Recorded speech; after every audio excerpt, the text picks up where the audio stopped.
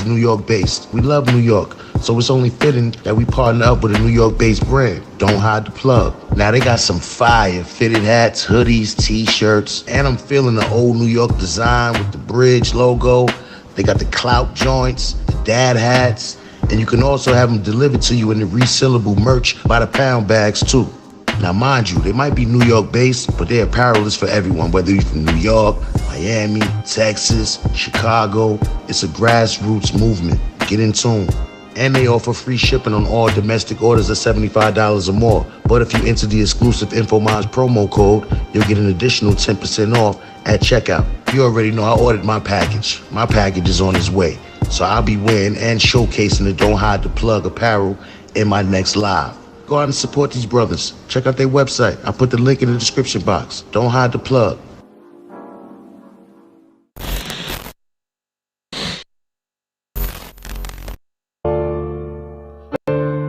Grand Rising community, Grand Rising One community. If you are new, welcome. If you are a part of our community, welcome back. You already know, top of the morning. We back with an early rising. Part 2 of Dane Calloway versus Judge Joe Brown. Salute to everybody. I just want to say, King Jaffe Joe, this is a warm welcome to everybody. King Jaffe, this is the only place on YouTube where you get celebrated for being you, for being true. And even some people that's not true gonna get celebrated too, because we all together and we just rocking. So it's hard to, you know what I mean, distinguish who from who when we all getting together and we rocking and we bringing brown unity, because brown unity and us unifying will only end the paradigm of white supremacy. You know what I mean? If all non-white peoples link and come together, the paradigm, which is a perspective, which is white supremacy, which is actually a physical construct, but it's a psychological construct, right? Because it exists in your mind, right? We further the concept of white supremacy with our thinking and how we feel. See what I'm saying? That's why Steve Biko says the greatest weapon that the oppressor has is the mind or the minds of the oppressed. The greatest weapon that the oppressor has is the minds, or are the minds, of the oppressed. So you think about that. This video is dope, man. It's coming from Sister Bethy. Shout out to Sister Bethy. Shout out to Dane Calloway and Judge Joe Brown. Make sure you're subscribing to Sister Bethy's talk show. That's where this came from. Came from Sister Bethy's talk show. Shout out to her. She stayed out the way and let them go to war a little bit. You know what I mean? But at this part, I do want to back up a little bit. Right at this part where I stopped it, Dane starts to go in. He's calling ab hominems. He's calling Joe Brown James. James. He threatens to come and like he want to pull up on Judge Joe Brown. Yo, Dane Calloway acts like he wants to run down on Judge Joe Brown. Yo, where you at? You in Tennessee? Yo, I'm about to pull up in Tennessee. I'm like, yo, Dane, chill, bro. Like, what happened? Scooby? Chill, Dane. The hell wrong with you? Well, and Judge Joe Brown said, you just nothing but a P. He called him the vagina words. Said, man, you ain't nothing but a punk ass P. I said, not Judge Joe. Don't do it, Judge Joe. Don't do it. You about to send Sister Bethy to 1 million views. Don't do it. Don't. Yo, that's crazy, son. That's crazy. Let's get into this video, though, man.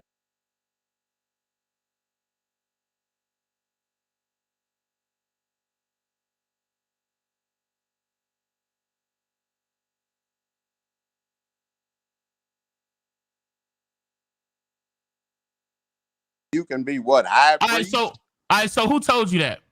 Who told you all of this information about me? Tweeting. Who told you all of this? Oh, so you've been watching. That's what you've been tweeting. That's what I've been tweeting. You've been That's watching. what some people who you have That's had what some encounters people with have contacted me and told me you said. Who?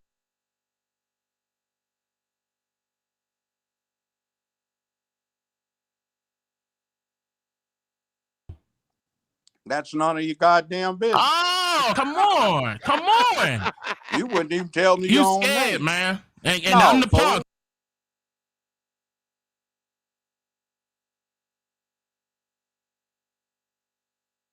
don't try to run that game. But I'm the punk. Lightweight.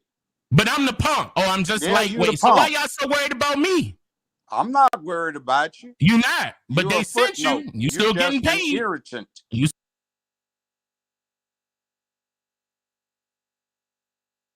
still getting paid by them, right? Brushed aside and exposed for what you are.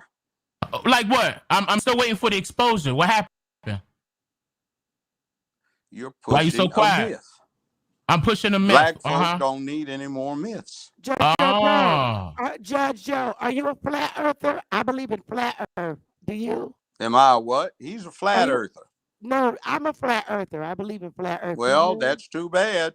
Oh, no. I'm sorry for people who don't know about the stuff that most people who are educated know in the 21st century. You know what indoctrination is? You know what indoctrination is? Judge Brown, you're trying to do that to your punk followers who are really screwed up. Woo! Okay. They may not be punks, but you are. They just you need better to watch find your that phone. out. You got to know that we being recorded. You can't say that, James. Stop playing. You gonna get caught up. Call me James, punk. Look, you don't want me to call you James? Okay, what'd you do? Get probed on one of these flying saucers? That's what it seems. James, stop playing with me. Took you up. Stop playing with me. I don't go by a stage name. With the idea? I don't go by a stage name. Why you talking Sounds to me like you got probed, dude. But did your mama get probed first? That's how now you bringing my mother in here. This ain't got nothing to do with my mother. Did your mama just get alien probed and fertilized? Oh, listen to him. Look, he's so mad because I keep calling him by his real name. Look at him. He my mad. real name ain't James. Look at him. That's why he's Joe smiling Brown, right now. You got him smiling. You smiling. Look at you. Because he got to cover himself. I'm not covering myself. I'm just looking at this disdainful idiot. I mean, I'm looking at an embarrassment. To hear a black man talk about UFOs is ridiculous. No.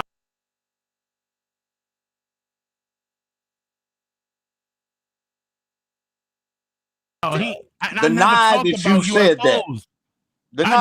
I'm denying it right now. Okay, I never said that. Not one time. Not one time. Okay. Not one time. Why you keep saying not one time? I'm denying it. Not one time. You sound like your aunt or something. Dane, chill with the sound like my aunt. You giving me flashbacks, Dane. You giving me goddamn flashbacks. Giving you the wrong information. Okay, so.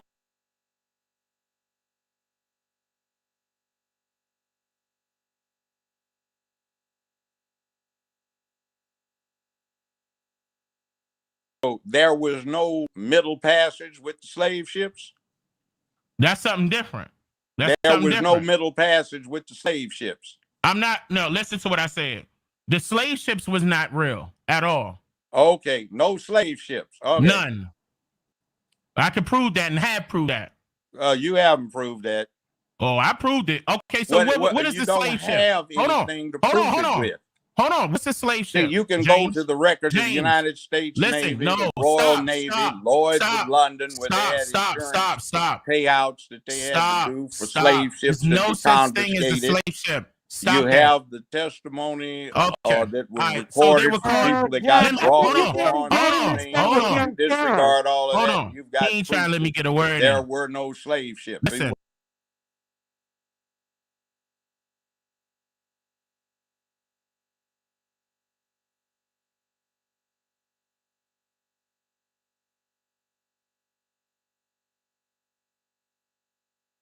Well, that blocks you out of reality. Listen. It's called listen to me. You don't have anything to say that is not just plain outright ignorant. So listen to a wise man. You might learn something and say this is personal embarrassment. Hold on. And don't threaten to come get me or get up in my face and do me some harm. Hold on. It's called skiffs, wherries, rowboats, and cargo ships. Oh, and steamboats before the rowboat. I mean, after the rowboats, then cargo steamboats? Ships. Yes, steamboats. You ever heard of Fulton? I heard of Fulton. Came up with the steam-powered boat. Okay, so but tell me where the slave ships was created. The slave trade. No, don't try to. No, stop. So steamboats brought Africans over famous to for the this. Americas. Stop. Okay. When was the slave ships created? They rode over on was the rowboats. slave ships They created? rowed across Excuse the Atlantic me. on rowboats. Excuse me. When was the No, slave I'm ships not created? excusing you, and I'm not When giving was the that. slave You ships say created? slaves rowed across the Atlantic in When rowboats. was the slave ships created? I'm waiting. When were they created? Yes. The slave trade started back in the I said early slave mid-17th ships. century. You Some heard came me. up in the You heard mid-16th me. century. All right. Okay, All right. fine. I gave you a date. When do you All right. suggest it started? All right. Okay. All right. When we Come see on, each give me- other, now when we see each other, I really need. I know you're doing this for the camera, but when we No, see I'm each not other, doing and it I for the am going to camera. pop I'm up not on with the you. lady. She I'm asked going me to to pop come up. on. This was an Listen. ambush, but Listen, it didn't do James. any No, good it's not. you No, punked it's not, out. You James. couldn't handle it. No, it's not. I'm See, giving you you can't a handle listen. me. You're Hold not as on. smart Hold as on. me. You don't Hold have the on. education. You Hold don't have the on. worldly Hold experience. on. You haven't Hold done what on. I've done in life. God You damn, just this nigga talks bullshit so argue. much. Hold up, man. Not I hold up. I said, won't listen. hold up. Oh my You God. can't make me stop Listen, because bro. you ain't You got it love in the you. way you love So the you way you just sound, talking don't you? smack. Huh? You just You talking a smack. narcissist? Are you a narcissist? No, I'm not being a Okay, narcissist. well, shut up Define to then. me what Calm that down. means. Just You don't shut even up. know. You You talking don't out know. the side of your neck. You don't even know Define what it. you're talking about. Define Old it, and fool. grumpy. Don't try to match education with You me. You'll old be and really grumpy. embarrassed. You don't know what you're talking about. I know You what I'm don't. talking about. No, you don't. Oh. No, you don't. Tell me what a slave ship. Who made the first slave ship? Tell me. I don't know. Exactly. So when was the Nobody slave does. ships? So when was the slave ships ever created? What do you mean year? were they ever created? They When just was took the slave ordinary ships small ever cargo created? ships and brought them and used them. Uh-oh. What did he just say? Ordinary, you say? ordinary Hold small up. What you just say? cargo. Say it again. Small cargo ships, Uh-huh. and they used them for human cargoes. Nah, They've that's been not the only around thing they for a used them long for. time. The That's form not the of only thing ships they and used them their for. designs changed from the 15th century all the way up till the That's a beginning lie. of the 19th. Cargo ships when the wasn't. You slave lying trade right was there. over. That's a lie. Cargo ships wasn't invented until the 1800s. See how you don't know what you're talking about? Oh, you are a goddamn fool. All right, Cargo keep in mind, this ships is weren't recorded. invented until This the is 1800s. recorded. This is recorded. 1800s. You got to be crazy. All right, this is recorded. All right, you sure about Cargo ships were invented in the 1800s. Now he's saying what I just said. All right, okay. Okay, So now that's what you said. that's what I I said. disagree with it. Okay, prove it. How do you think the Romans carried cargo in their empire? Cargo sailboats. They didn't have the No, same form. no, How do no, you no, think the no, English no, and no, the no. Spanish did it? What do you think Sailboats. a Spanish galleon was? What do you think an English carack They was? used sailboats. Cargo ships didn't come about until the 1800s. Sailboats was being used. Do you think they didn't have sailing vessels that were cargo ships? They were not called cargo ships. What the hell do you call them? They were called skiffs, wherries, and rowboats. I just told you. You asked me, I gave you an ignorance answer. is absolutely appalling. You have Okay. absolutely no knowledge. This is being recorded. Of nautical matters. This is being recorded. Just know that you know I'm going to use this, right? For you. You know I'm going to use this, right? People going to see that you don't know what you're talking about. You ready for that? Excuse me. You ready for that? There are enough black people that have been in the Navy to know you're really full of it if you're trying to say there's no such thing as a cargo ship until I the never 1800s. said there's no such thing as a cargo ship. I didn't say that. Well, I said there's no you such just thing said as a they were slave ship. invented in the 1800s. The cargo ships were invented in the 1800s. Yes. There was no 15, 16, 1700 cargo ships. I just told you that. Look. That's all right. You know look, what? James, look, listen. No, hold up. Listen. When I pull up, we gonna talk because I need you to be real with me up front because I know since you seem like you okay, a genuine guy. No, you sound to me like hold up. Hold up. James, wait. The folk that infiltrated the black organizations back in the 1960s that tried to ruin them. You sound like the people at the FBI. What you trying to say, Mo?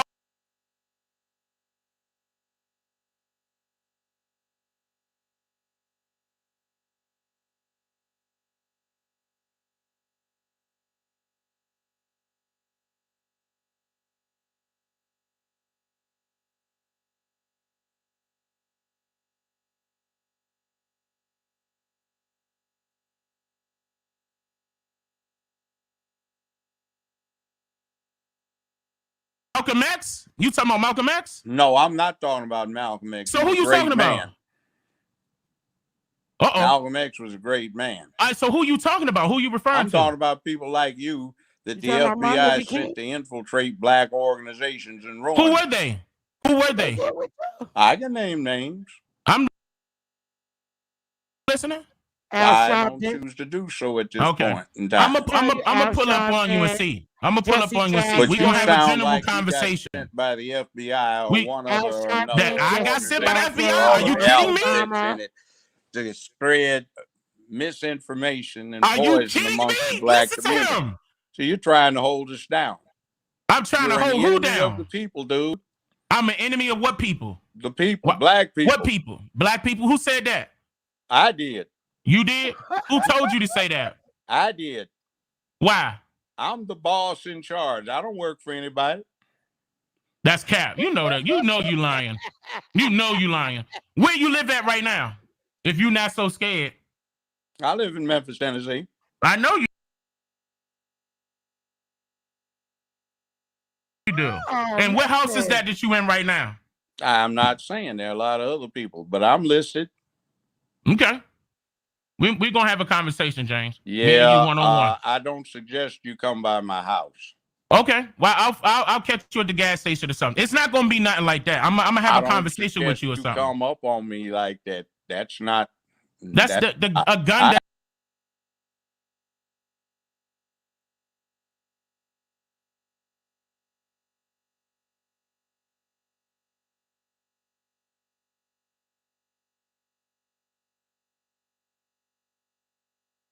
Doesn't scare me. A gun doesn't scare me. That's not nice. Who said anything about a gun? I can tell by your demeanor. Who said anything about a gun, dude? I'm telling you, a gun don't scare me. Who said anything about a gun? Well, I'm just letting you know. What else you gonna do? Throw your hands at me? You gonna throw your hands? Please don't say you gonna throw your hands. Don't do it. Don't do it. Don't embarrass yourself. Look here. We're gonna have a conversation though. Me and you, we're gonna have a conversation offline. Me and you gonna have a conversation. We're gonna have a conversation. I'm not unfamiliar with martial arts. Mm-hmm. Okay. I was a black belt, 3 stripes. I don't give a fuck about you being a black belt. Okay. Why are you cussing? No. Let him cuss. This is how he do before he get his drink. Oh, yo, you look, man. Look. Your nerve to try. All right. I mean, you look. If you gonna do it, I'm gonna do it. Me? If you gonna do it, I'm gonna do it. Your punk ass wouldn't survive a few minutes trying to hang with me. All right, we'll see. You talk shit. You don't know nautical terms.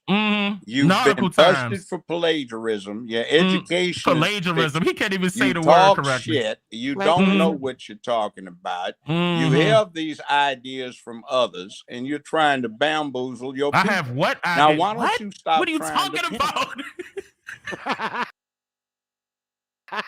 Bamboozle. You do know what that means. All right, man. Okay. See, you trying to jack folk around. We'll see. You're trying to jack folk around. You're bussy. You're trying to get money. Look, he can't even say pussy. Look at him. Go sit on your ass on the couch, play vid games, and smoke a blunt or something.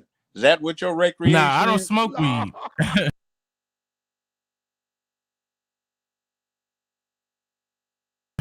I don't smoke weed. Me either. I smoke straight tobacco, like my ancestors. You smoke tobacco. Good for you. Yeah. I chew tobacco too and spit it out. You chew tobacco. That is some nasty goddamn shit. No, it tastes good to me. You be a tobacco chewing idiot. Man, look, man, I am a tobacco chew. I would admit that I'm tobacco chewing. What's wrong with that? That's some foul, nasty ass shit. Come on. You chew tobacco? Look.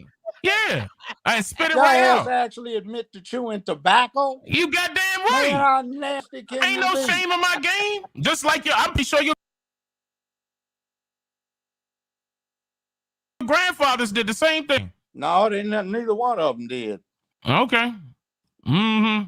Look like you used to smoke tobacco. No, I never did that either. Okay. You still drinking though, right? I don't drink. Oh, come on, James. I know you've been. That's outside if I'm gonna bring you a mouthful. I've drunk in life, yes. I drank wine and beer, yeah. Wine and I don't like drink beer. at all. I don't like beer. That's one thing I don't like. I don't like beer at all. Well, that's too damn bad. I really don't like you don't liquor look neither. like somebody I'd drink a beer with at a bar if I was drinking. I wouldn't drink no beer with. All right, that's okay. All right.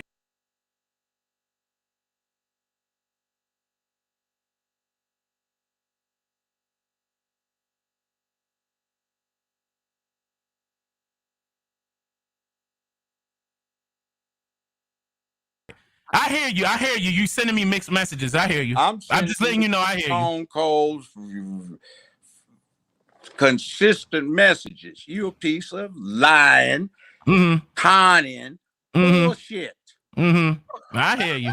And you gotta do that to keep. You gotta do that to keep your shit going. But when we offline, I'm gonna see. Going. Yes, you do. Speak in another fashion. Yes, you do. You're not even in your own house right now, bro. Come on, man.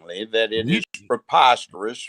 You're not even in your own house right now. Dignify you with a response. Watch this. You're not even in your home. Is abysmal. You're obviously unlearned. You're not in your own house. You are obviously you're not in your own house. Possessed of wisdom, and you're not in your own house. Make it my business to expose your hustle, or have somebody with me do it. Oh, it's your business to expose me. Yes. See, I'm for the people. You're not. Who? You're an enemy for the of people. The people. What people are you for again? Who sent you again? Black folk. Black folk. What black folk sent you? Obama. No, not the Bush money. Bush money. I'm waiting for you to answer that question. Who sent you? Black folk. Man, why are you hiding them, man? Why are you hiding them? Black folk. Man, who that's a lot of people. This is sad, bro. And then you disguise it and say that you for the people, but yet you can't tell me who sent you. Based on the fact that I'm an educated black man, an experienced black man, I have dealt with worldly affairs for a long time. I have certain experiences and wisdom that I have acquired. The fact that I am black and I'm a man dictates that there are certain obligations I have to black men, black certain obligations, and black families. And certain to the black community. And as part of that, and as part of the leadership, I have imposed. Part of what leadership? Black leadership. Like who? Leadership is imposed. It's not. Like who? It imposes itself. Who sent you? I walk into a room, my presence is ain't nobody gonna notice you from a can of paint. They do. Okay. That egghead, they might have mistaken you from Dr. Robotnik from Sonic. It's been going on for a long time. It's called charisma, dude.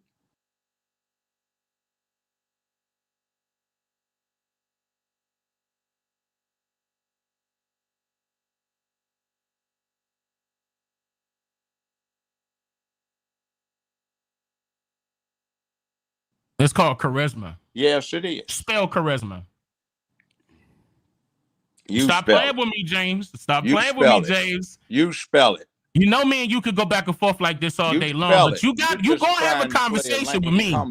You gonna have a conversation with me, whether you like it or not. You gonna have a convo with me. You gonna talk. Go look Let it me up. ask you a question. You're selling your people out. Use the word, and I'm gonna call you out. I've got a college degree and a doctorate degree from a major university. What that's supposed to mean? What that's supposed to mean? That makes you intelligent? Does a piece of paper make you intelligent? Yes, it does. No, by whose word? The white man again? Most people that know me think I'm And I'm intelligent by white. Go back to the channel you came from. If you don't like it, leave. What about you? Say it again. Brown.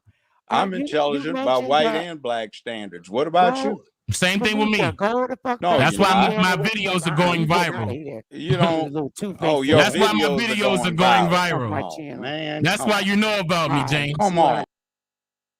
You know better than that, James. welcome over do here on my that kind damn of channel. research. All right, I me and just you gonna asked talk. You are around. not This is welcome Me how and you you gonna nobody. think talk. it. I got told about you. Me and you gonna talk. All right, Oh, me and you gonna shit. talk. We Just know don't that need to Marcus. we're talk gonna have a conversation.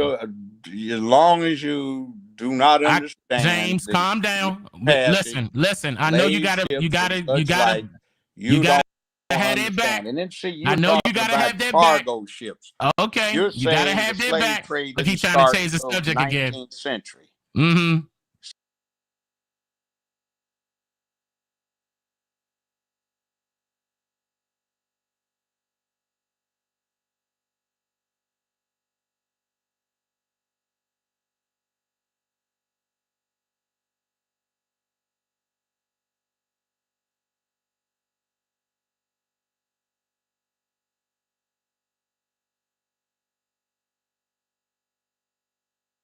So that so I didn't ignorant, say it. that is Hold pathetic. on. Whoa. What you say? Say it again. I didn't say. You Say it again. said, you see, when you asked me, how did it get over here? Who made the ships? I said they used cargo ships. And you said, oh, you went off into this. That didn't happen What? until the 1800s. That's the 19th century. I didn't say. Okay, listen. So Listen. you don't even have any clue about the nautical circumstances that we're talking about, which is typical of Are you familiar? Are you familiar with the ocean gyres? This is why you're not on my level. Okay, you won't ever be on my level. Do you know what that Marcus, I'm gonna is? get you out. No. I'm sorry. I I was know you trying to get don't, somebody James. else. Define I know you don't. Oh my! We have 5 ocean gyres right now. Which are? Yeah. Look, you don't know. No, I'm not gonna give you this information. No, I already that's put some this more out. your I ain't gonna give it to you. Shit. It's alien I don't shit. know that kind of Sorry, stuff. Marcus. I know you put you don't. back. I'm not gonna embarrass you right now. It's not No, the time. Peace community. I don't know. I just think that Dane Calloway, the whole time since like 20 minutes into this thing, if you watch the first stream that I streamed last night, he was already going into ab hominems. He was already calling him James. He was already going somewhere else. It seems that Judge Joe Brown got to him. You know what I'm saying? Because I thought that he was going to use this time to battle the information, really. You know what I'm saying? Because Dame is the one that's been pushing to talk about Judge Joe Brown. So, you know, on social media, you get it cracking enough, then people end up sitting down sometimes with you and they have a conversation. And this is what's ultimately led to this conversation. You know what I mean? But now when you get Judge Joe Brown, which is the person you wanted to speak to and about or against or whatever you want to do, why you got to go into the ab hominems? Why you got to go into all these other things? You know what I'm saying? It's way more than disrespectful, I think. Even Judge Joe Brown, after he was disrespecting him in the last video that I did before this one, he was like, yo, Judge Joe Brown had to call him a punk. You know the word, man. Had to wild out. I was like, damn, Judge Joe Brown went in. Like, word. So you see Dane talking about, yo, I'm coming over there. I'm coming to see you. You in Tennessee, James? Yeah, I'm coming out there to see you. Like, why are you doing all that?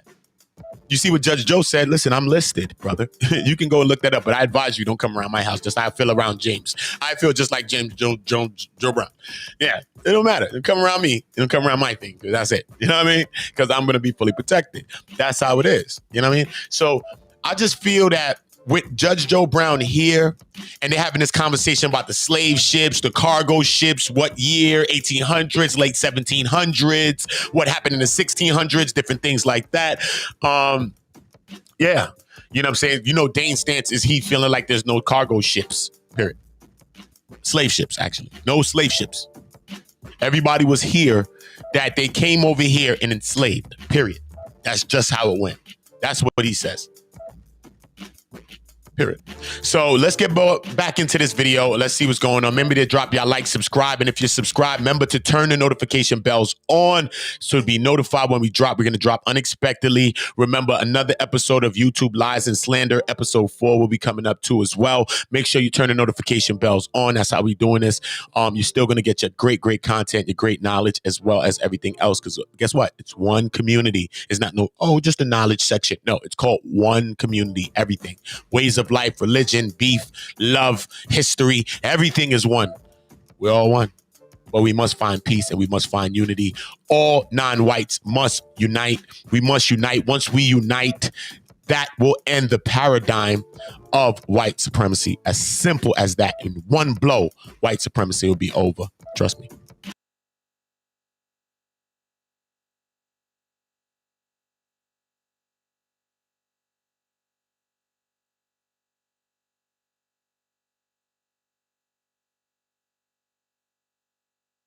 Embarrass me. Go right ahead. No, I'm not gonna do that because I see that you doing Go both right sides. ahead I and see try. you. No, man, it's not worth it. That's a little tactic that doesn't work. Go ahead. Judge, what are ocean gyres? I'm not. I don't gotta do that, man. What are ocean gyres? I'm above you.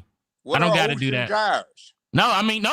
You the one that know the history. Go ahead and say it, Judge. Ocean Go ahead. gyres. What are they? Google it. No, I'm not Googling it. You Okay, tell well, me. I can tell you if I felt like it. Yeah, well, strangely, you don't. You want to have this conversation on my channel? No.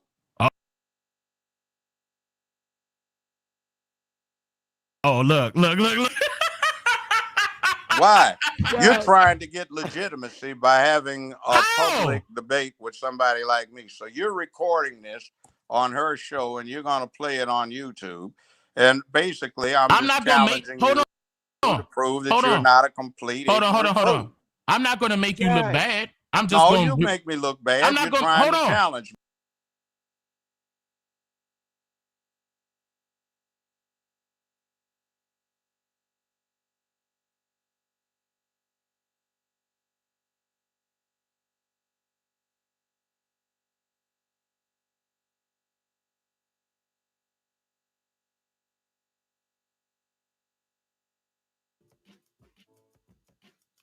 Is that what the whole thing is about? You see that he's saying, let's come to my channel. Let's come over there. Basically, that's what he's trying to get. He's trying to get him to come over there. But I just don't think that he's going to get that by cursing him and acting like that. I think if he had a real debate right now, which this is supposed to be a debate on the history on certain things, I think that this is the perfect time. Judge Joe Brown is a really strong black man, American black man, his family, his dad, American, like, you know what I'm saying? So he got his own mindset and he's an older man. So this is like the perfect person for Dane Calloway to debate with about some of the Indian Aboriginal history, that, you know what I mean, indigenous histories. This is the perfect person to have this debate with because Judge Joe Brown is so strong in his way.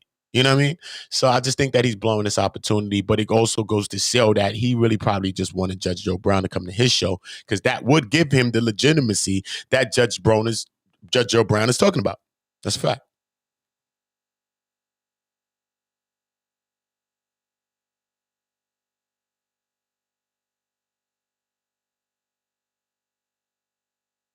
Me. Wait, hold on. Bottom line listen. is I'm calling you an ignorant fool. You can call me that, but people will know the difference. How am I ignorant and you don't know what the ocean gyres are?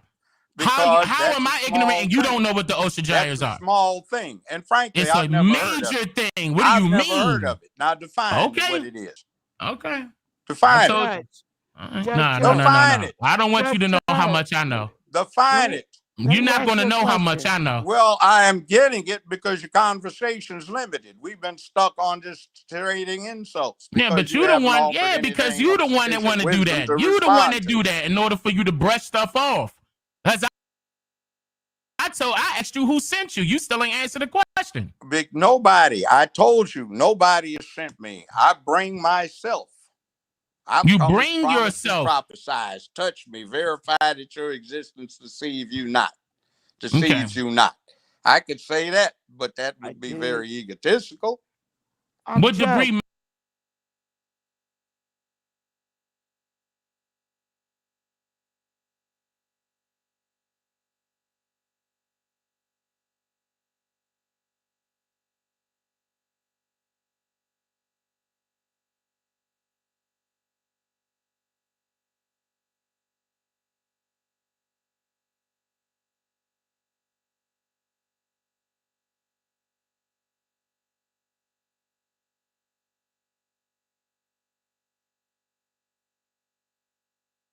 Mason are you again? Let's put a record.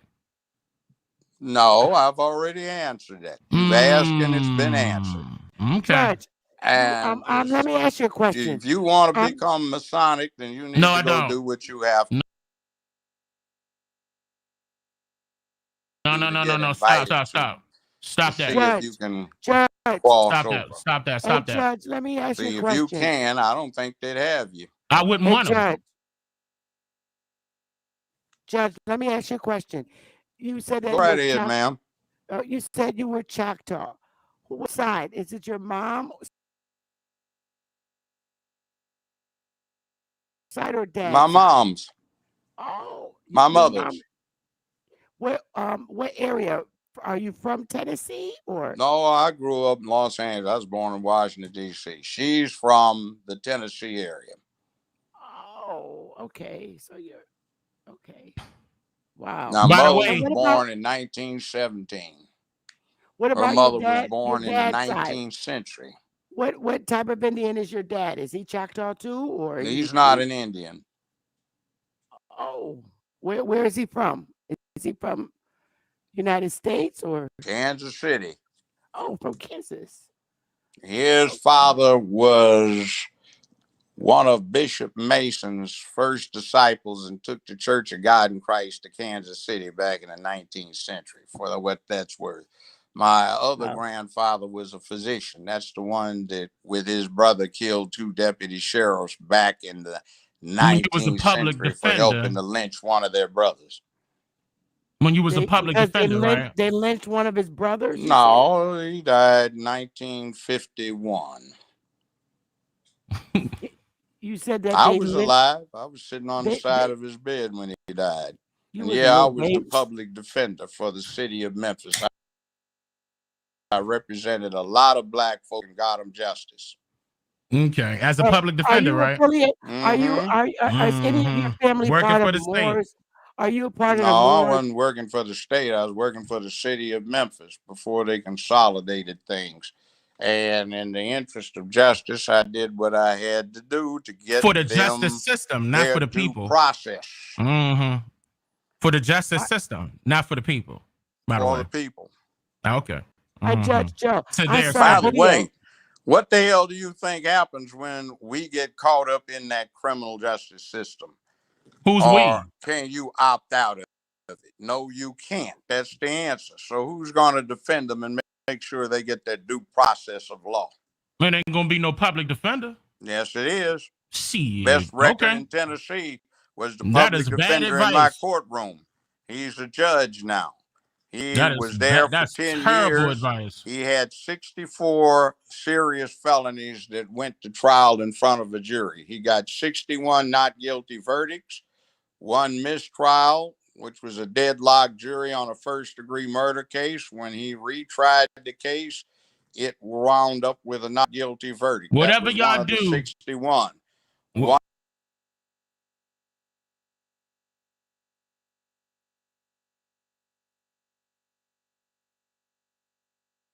Whatever y'all do, don't go at no public defenders. Don't fall for that. Verdicts, maximum sentence 1129 on misdemeanors. Previously, the minimum sentence with what they were charged with was 10 years. Okay. That's a perfect record. That was a part-time public defender. Public defenders are sometimes better than most private practitioners because they're over there all the time and they know the law well, and they don't just do it for money. Hey, Judge, let me ask you this question. This is being recorded. This is concerning contract law. If a creditor contracts with someone and monthly payments are being made accurately and they report it to the credit bureau accurately as, being exceptional, and then 4 months later, 3 months later, they file breach of contract, can they do that? If the payments are still being made on time, once they accept the payments, that seals the contract. You have to have a basis for the civil action, quote, breach of contract. So what is the basis they're relying upon? I can't give you legal advice because you have not retained me as your counsel, and I'm not practicing.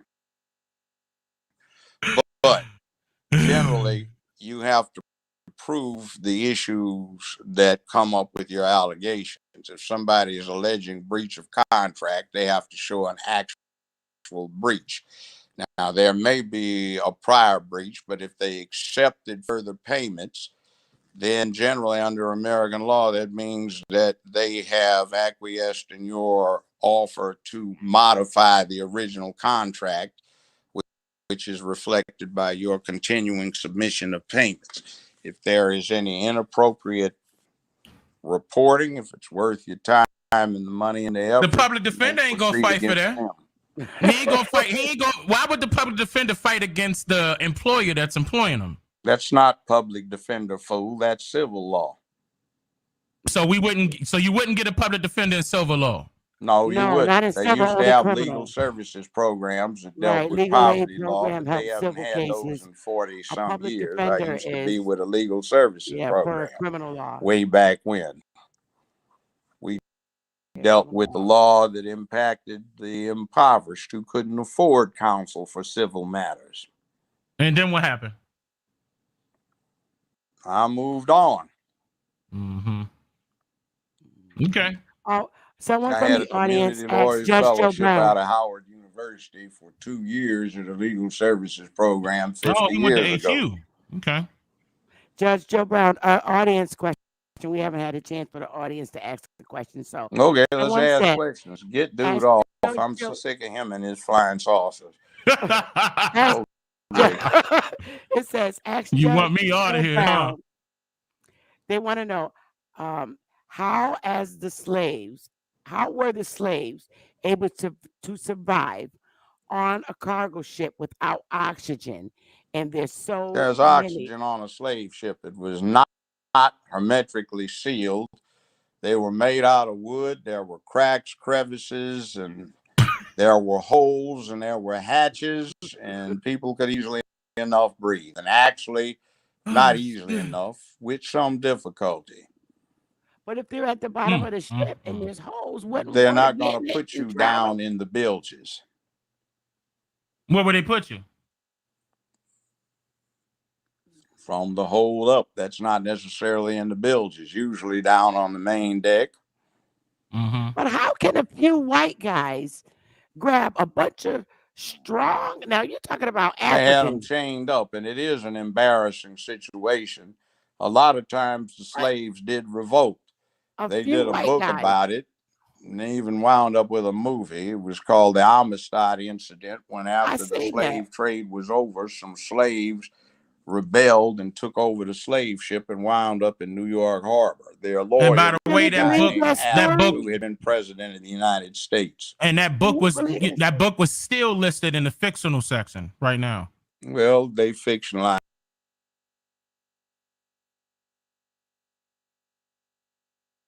it, but there is a history of it. I went and studied. There are some interesting documents that had been filed in the New York Supreme Courts about it. Like what? I would love to have that. Well, go look it up. I'm going to bring a copy right now that I'm going to go pull out of a file and quote to you. Mm-hmm. It's been 35 years ago. Okay. We hear you. You think people stupid? Hell, my great-grandfather got brought over in 1812 after the slave trade was over. He wrote about it. I read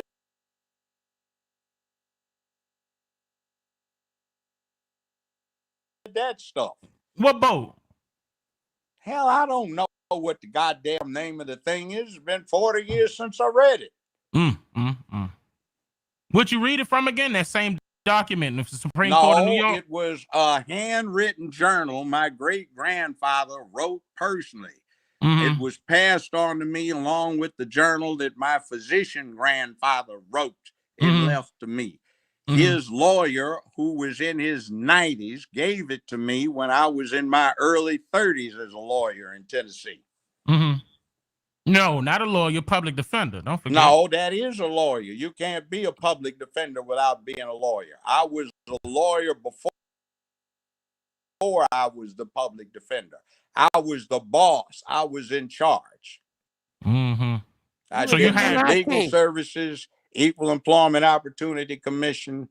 I was the first black prosecutor in the history of the city of Memphis. And then I ran the public defender's office. And then I went into private practice. You couldn't have One been of the my first. law partners became the public defender, and then my next law partner, after he died behind some mess and some drug matters, dealing with a trial where a whole lot of people died. So when did you become Masonic during that time period? Became the public defender, and I trained the Capitol Defense Team for the public defender's office. Okay. So when did you become Masonic? Was it that same time period? Somewhere in there. Mm-hmm. That was right before you became a public defender, right? No, it wasn't. It was after? Yeah. So that's how you got jumped up to a judge? No, it wasn't. Okay, so how was it? Like when you became Masonic, who invited you? Quite a few people, because I was active in the community. I always did a lot of pro bono stuff. So did they come to you by letter, or did they come to you in person? In person. Oh, so you got invited to one of those? Yes. Oh, and so I you decided to go, and my late law partner had been Masonic. You what partner? Say it again. My late law partner had been Masonic. He wound up representing 2 defendants in a big drug case. There were 42 defendants, including some agents, police. It was interstate. Most of the detectives wound up dying mysteriously. Every single defendant had his case abated by death, except the 2 I wound up representing. And all the lawyers got deaded. Interesting stuff. So when you got invited to become Masonic, like did you have any idea what any of that means? Or yes, I did, because my great uncle was Masonic. Okay. So I mean that doesn't make sense. How are you still a 16-degree Mason right now, and you were in your 20s? That's what I'm active in. That means I'm a Royal Arch Mason. That's the minimum you have to be to become a Shriner. Exactly. That's what I'm trying to figure out. So how are you still minimum? Yeah, look at him. Judge. That's what I'm active as. And if you were Masonic, you'd know how that can I don't have to case. be Masonic so you to don't, know. So there's no point revealing any secrets. I don't have to be Masonic to know. Are you Prince Hall? No, you don't know. Are you Prince Hall? Yes, I am. Okay, even worse. Lord have mercy. How are you leading our people and still a Prince Hall Mason right now? If you're too stupid and ignorant to know the answer to that, then I'm not going to enlighten you. I know what's going on. All right, that's why I said I need to talk to you in person. He backing himself up, You have no clue as to what Masonry is about. I know. Otherwise, let's just put it this way. Masons built those pyramids you're talking about. Were they black Europeans? In Egypt. Oh, look at him. Oh, boy. Judge Joe Brown, I saw you do a video. It was hilarious to me. You on YouTube where they were questioning you about these Moors that were squatting and taking land and putting license plates on cars. Remember that video you did? What now? The Moors, right? They have created their own license plates and say they don't have to pay or have a driver's license. Oh, Moors? That's not Moors. That's just the people, white and black, who claim that they are sovereign entities as individuals. Yeah. And is that fake? I mean, do you know about the squatting? Well, if you listen to that particular show, I gave an example. I told one of my deputies, Mr. Williams, see if your key works in that door. All right. If it does, take this defendant back there and lock him up, and we'll show him what his individual sovereignty amounts to in the face of governmental power or state power. I let him out after an hour or two. I said, now you have the idea. Now you will answer to these charges, or you will be locked up and your bond will be revoked until they are disposed of one way or the other. So what does the checkered floor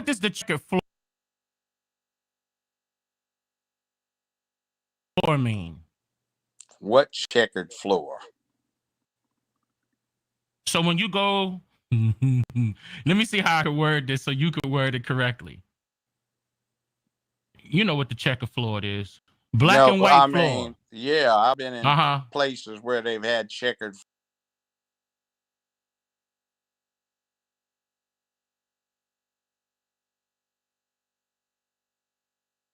floors. What Okay. about checkered floors? What's Tell me that what it got to do with means. anything other than Come on. Tell me what it artistic means.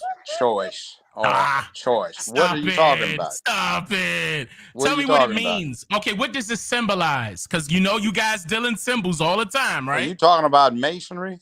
Yes. What It does has it mean? absolutely nothing to do with masonry. All right, so what does it stand for? Nothing.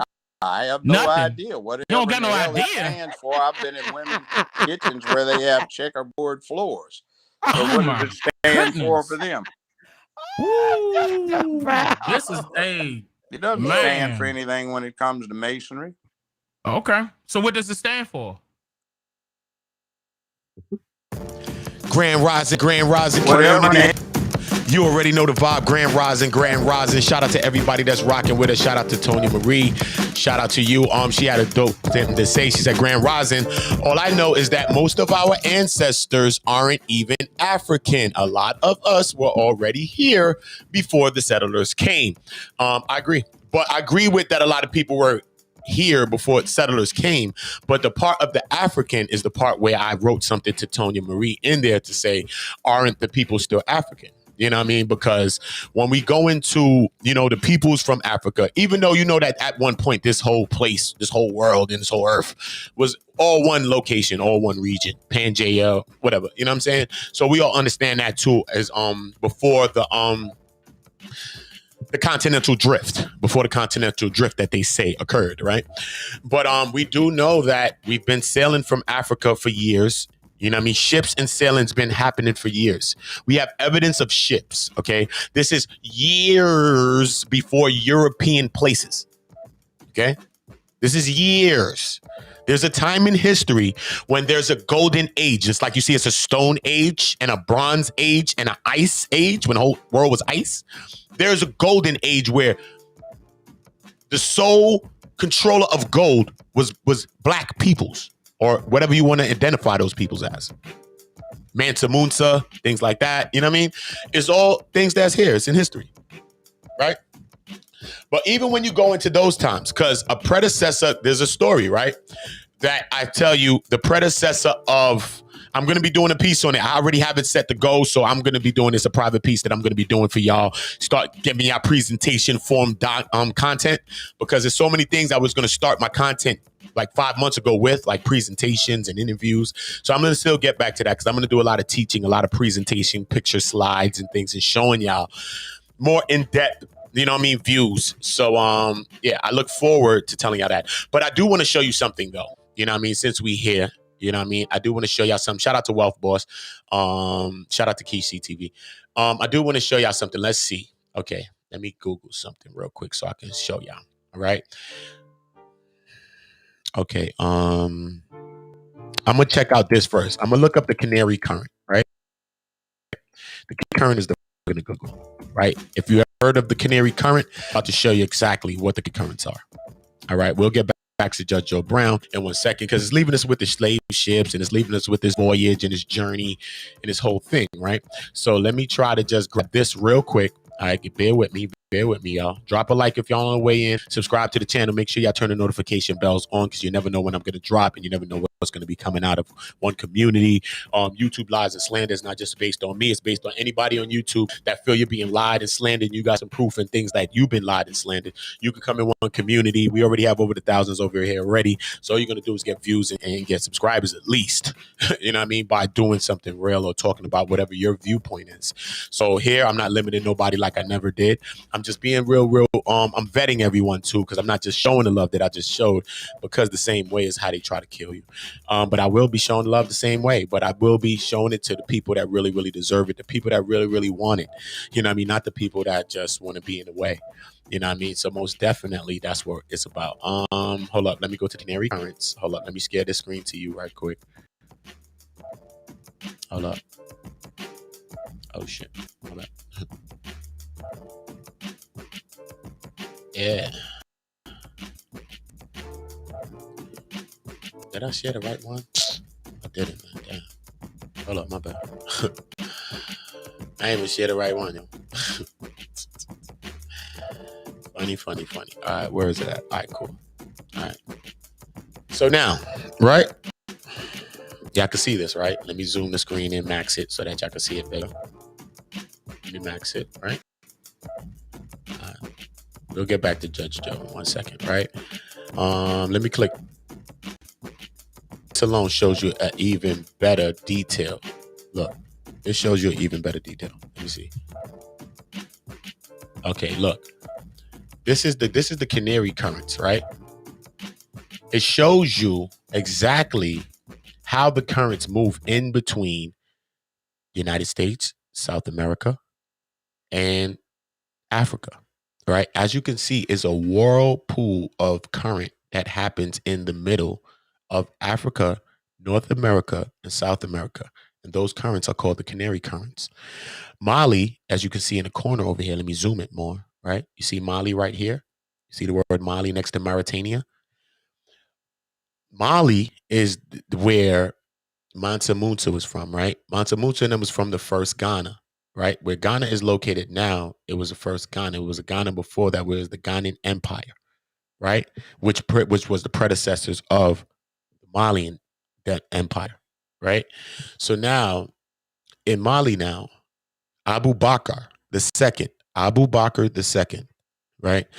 Was Mansa Musa's predecessor. He was the king before Mansa was the Musa. Musa is the king. He was Musa the first. Mansa, Musa the first.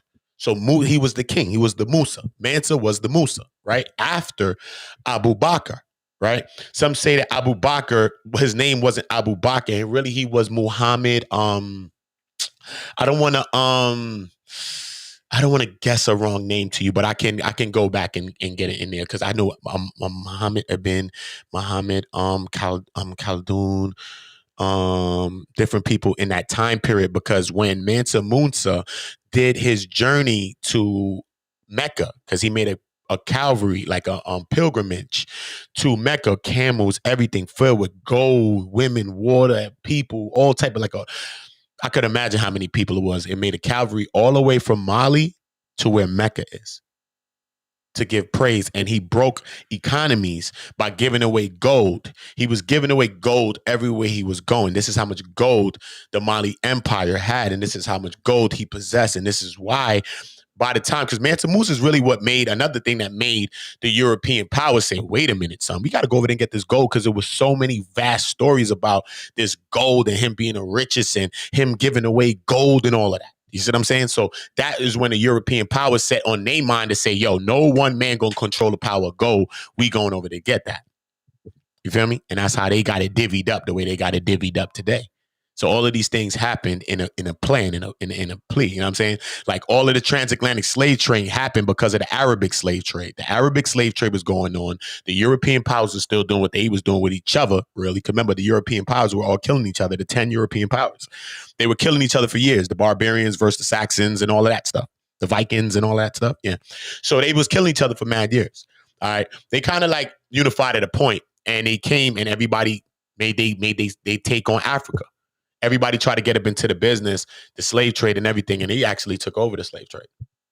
So the transatlantic slave trade was a baby of the Arabic slave trade. The Arabic slave trade produced the transatlantic slave trade. Okay? So that's just to give you a little stats on that, right? So now, Abu Bakr II, which was Mansa Musa's predecessor. Everybody hears about Mansa Musa, but you don't hear about Abu Bakr, right? Abu Bakr, A-B-U dash, his last name, Bakr, B-A-K-R, Abu Bakr. Abu Bakr II, 1-1, right? I. So Abu Bakr II, right, was Mansa Musa's predecessor. He was the king. So now he set on a ship. He set, better yet, let me read it from Mansa Musa's words himself. How about I read it from Mansa? Because I have this all set to go on a presentation that I'm going to be doing this week for y'all. I'm going to be doing a lot of presentations on stuff like that. I'm going to be doing one on Sarah Bartman. Sarah Bartman, people was naming her like the first video vixen. Like these people made her like a video vixen. Like, you know what I mean? Had her all around the world promoting her, all type of stuff. Had her body parts inside the museum after her vagina, her butt, stuff like that. You could go and see her body parts in the museum years after she was dead. And even her family, people was trying to get the body parts from the museums and different places that had it as an exhibition. Things like that, people like that in history. So many people, so many great people in our history. You know what I mean? And I say our, literal, in our history. You know what I'm saying? So I'm going to read something about Abu Bakr. I'm going to read something from Mansa Musa's words. This is Mansa Musa's words. When he made his pilgrimage to Mecca, he was meeting people. One person he met that scribed, he was a smart guy back then, a scholar type guy. And he was like, yo, listen, you could chill and go poly with the king. Go chop it up with the Musa. We going to bring, I mean, have it linked up. He linked up. They sent him or have he linked up with the king. He linked up with the king to spend time with Mansa and to document his conversations with Mansa Musa. And that's when he wrote a book. So at the end of the day, that man's name was Muhammad Ibn, I-B-N. Muhammad Ibn, I-B-N. Muhammad Ibn was the man that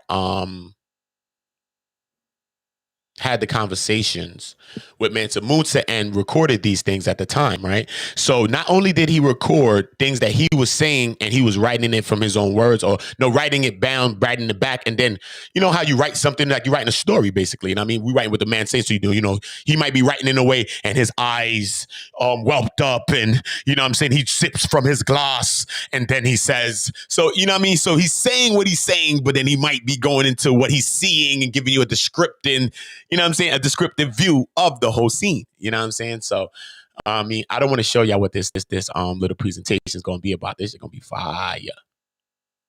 This is going to fire. All right, cool. Let me see. Where's Mansa Musa? Okay, look. Let me see. Mansa Musa speaks about his predecessor. So we belong to a house which hands on the kingship by inheritance. The king who was my predecessor did not believe that it was impossible to discover the farthest limit of the Atlantic Ocean and wished vehemently to do so, right? So he equipped 200 ships and filled with men, and the same number equipped with gold, water, and provisions. You hear what I said? He had 200 ships with men.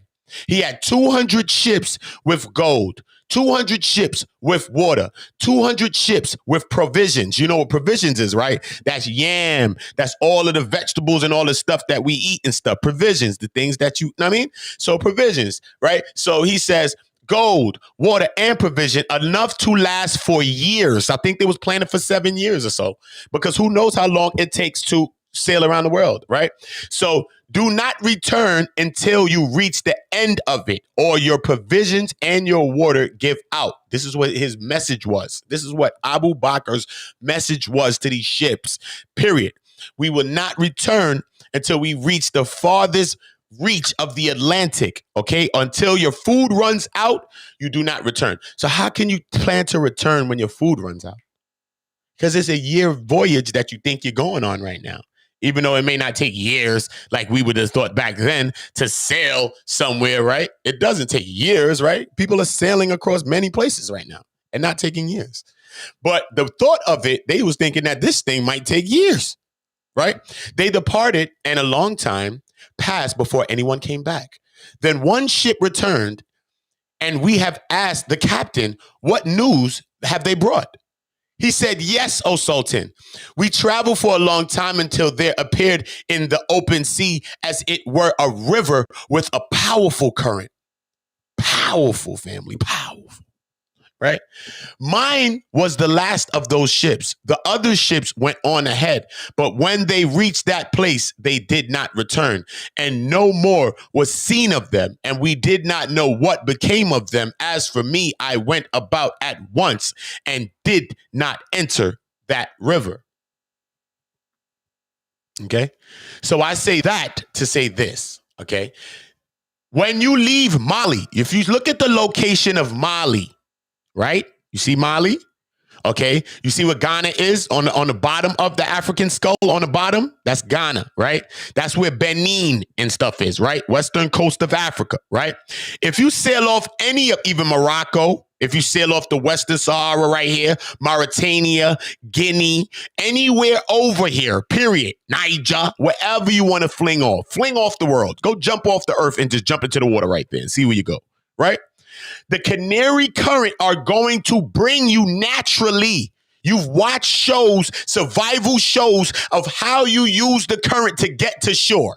So this is not far reached. We're not going to do no reaching, digging the basket for this. No.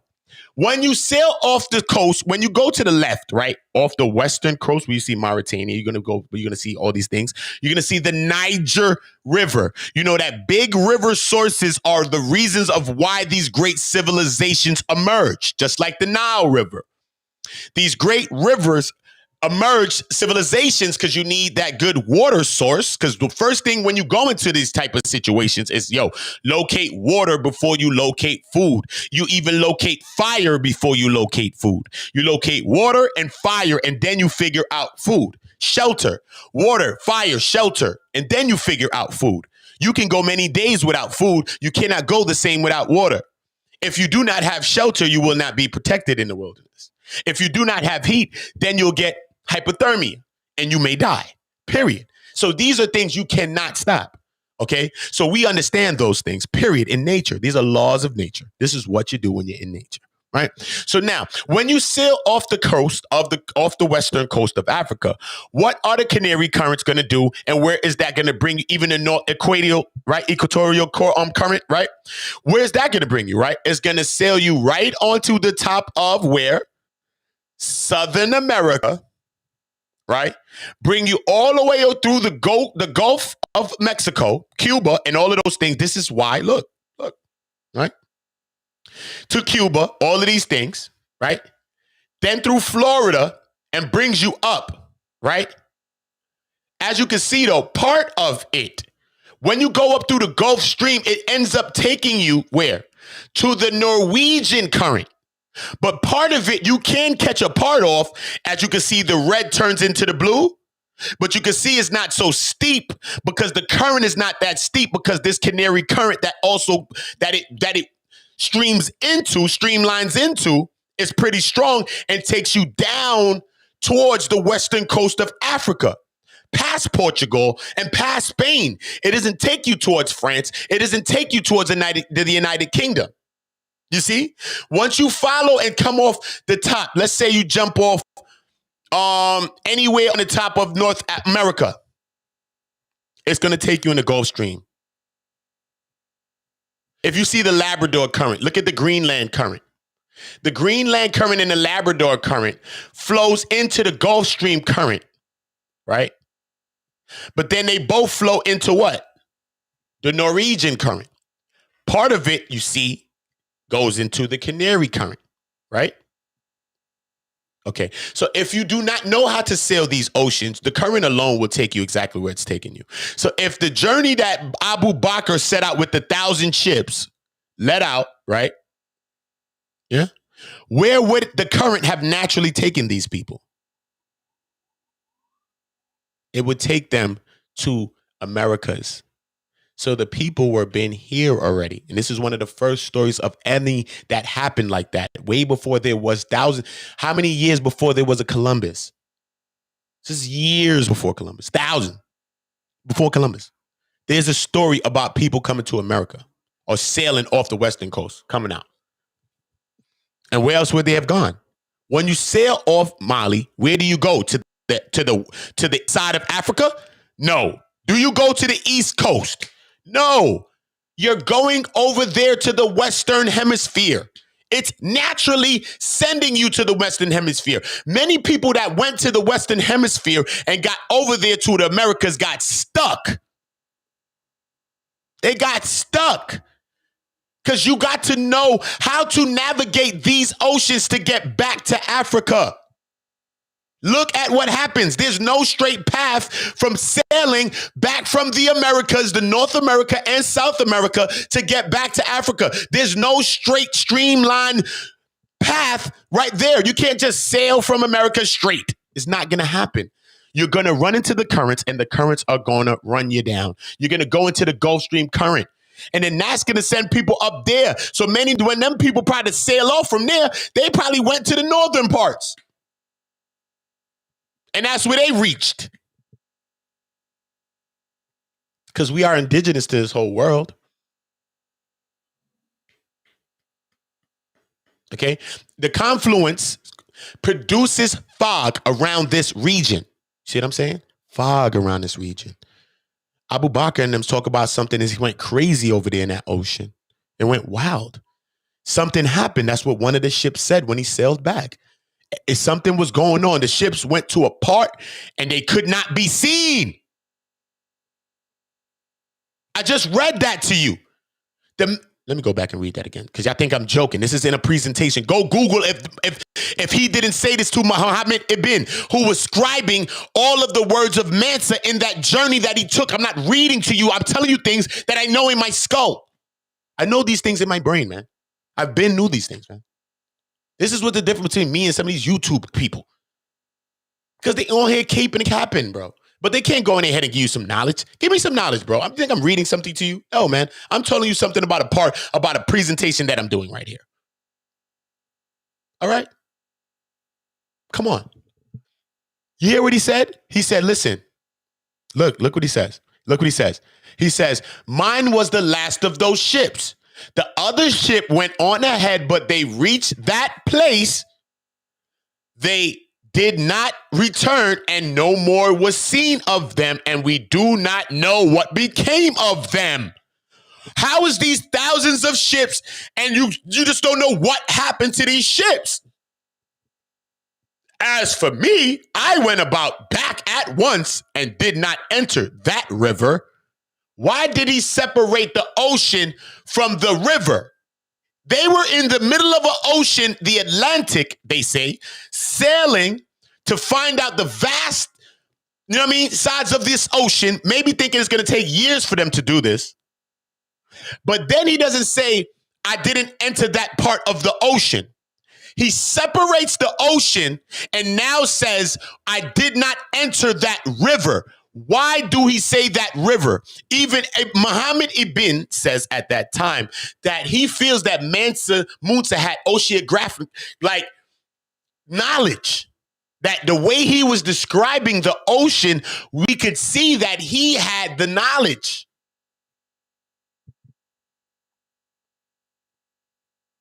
It's real. I'm going to go into all that in my breakdown, in my presentation. It's going to be crazy. But it just goes to show you now, okay? So when you look at the Canary Current, okay? When you sail off Africa, where do you go? You got a steamboat? The hell you going? Where are you pushing, man? You got a Titanic type boat? Where are you going, man? These is boats being powered by man. Men are rowing these boats. Okay? We're going to sail that ocean, but ain't none of us coming together on no boat stronger than that ocean. Period, point blank. If that ocean don't want us to go somewhere, no matter what the hell we doing in that goddamn boat, it will not happen. We know this to be a fact. We know this to be a fact. The ocean gonna do what the ocean do. It's the most powerful force we see on Earth. The wind is a product of that. At times, right? You get around the water.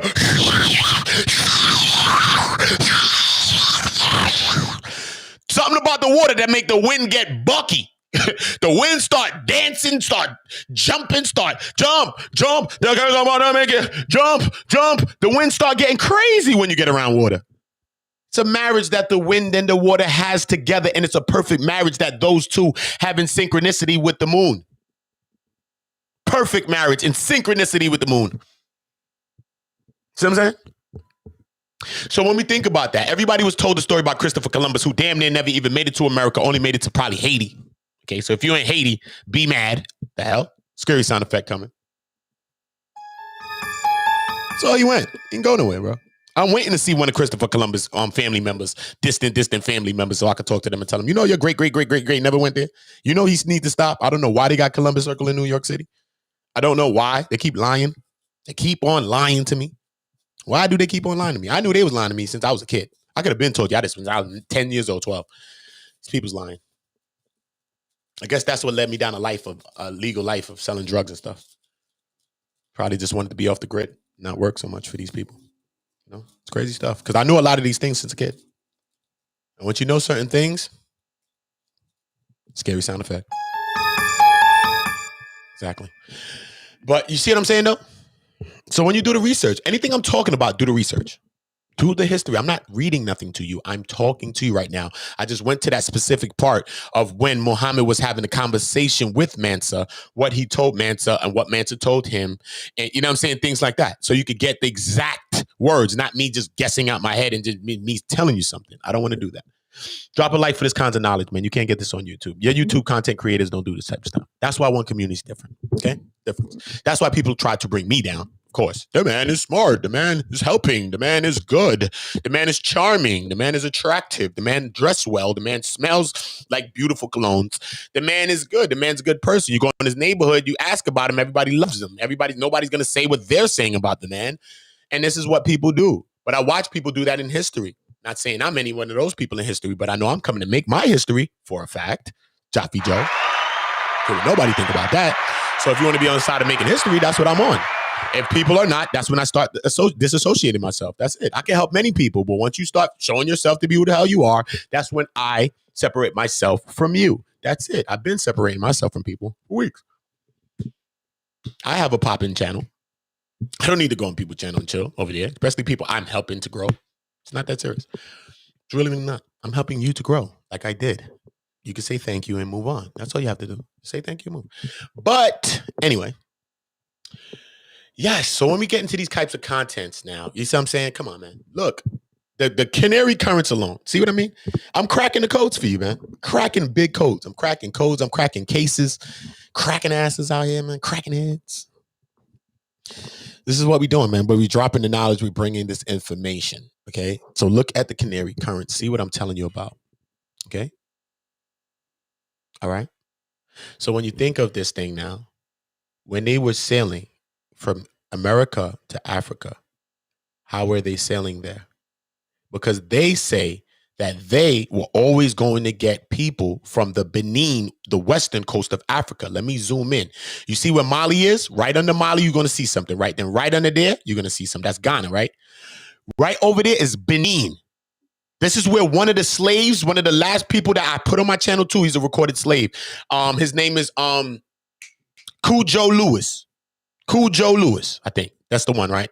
Cujo Lewis. He was taken from Benin, Africa, but he wasn't a slave for that long. I think he was only a slave for like 5 years because slavery ended up being abolished after he was a slave for a few years. And that shit was crazy, son. The man was a slave. He got taken, he said. This is the story. He said he got taken from Benin, Africa. He's a real person, and this is what he says. I don't know if people made him say this, but you know what I mean? Zora Neale Hurston. Remember Zora Neale Hurston went about interviewing slaves that was actually slaves? I'm going to be doing a special piece on that. Let me jot it down to make sure I got so much knowledge in my head that I always forget things that I want to do for y'all. Let me just jot that down real quick. Zora Neale Hurston. Hold up. Right, Zora Neale Hurston. And Cujo. Cujo Lewis. Zora Neale Hurston, she did a book, and you know she's accredited, acclaimed in many other things. But she was also diving into this history. So, you know, I'm gonna be doing stuff on her. Cujo Lewis, like I said, he said that he was taken from Benin, right? Benin, Africa, which is right there. Which they say, if you're in America right now, right, and you're an American and you're from here, you know, like we say we are slaves and shit like and stuff like that, not shit, but stuff like that. So, you know, they say that if you do your DNA test, 9 times out of 10, you're going to be coming from right here, the Western Coast. That's it. 9 times out of 10, you're not going to be from no other parts of Africa in your DNA. Really. You have other parts probably, but predominantly you will be from here. So I think that a lot of times these DNAs can't be really trusted because one, for a fact, we know that Indian peoples, you know, the Indian peoples that's here in America that they say are Indian, which we all know are black people. But, you know, they said that those Indian peoples don't put their DNA. They never took their DNA to add to the data banks of the DNA data banks. So it's so many things in certain DNA that has not been submitted to the DNA banks that sometimes, you know what I mean, you can't always trust the reads that you get in DNA. It's just good to do your history. You want to do it, but just don't make that define you. Just because the people say something in your DNA that you do, don't make that define you. Make who you are define you. Make your history. Make what you want to define you define you. Don't make a construct, another European construct or anything, you know what I'm saying, define you.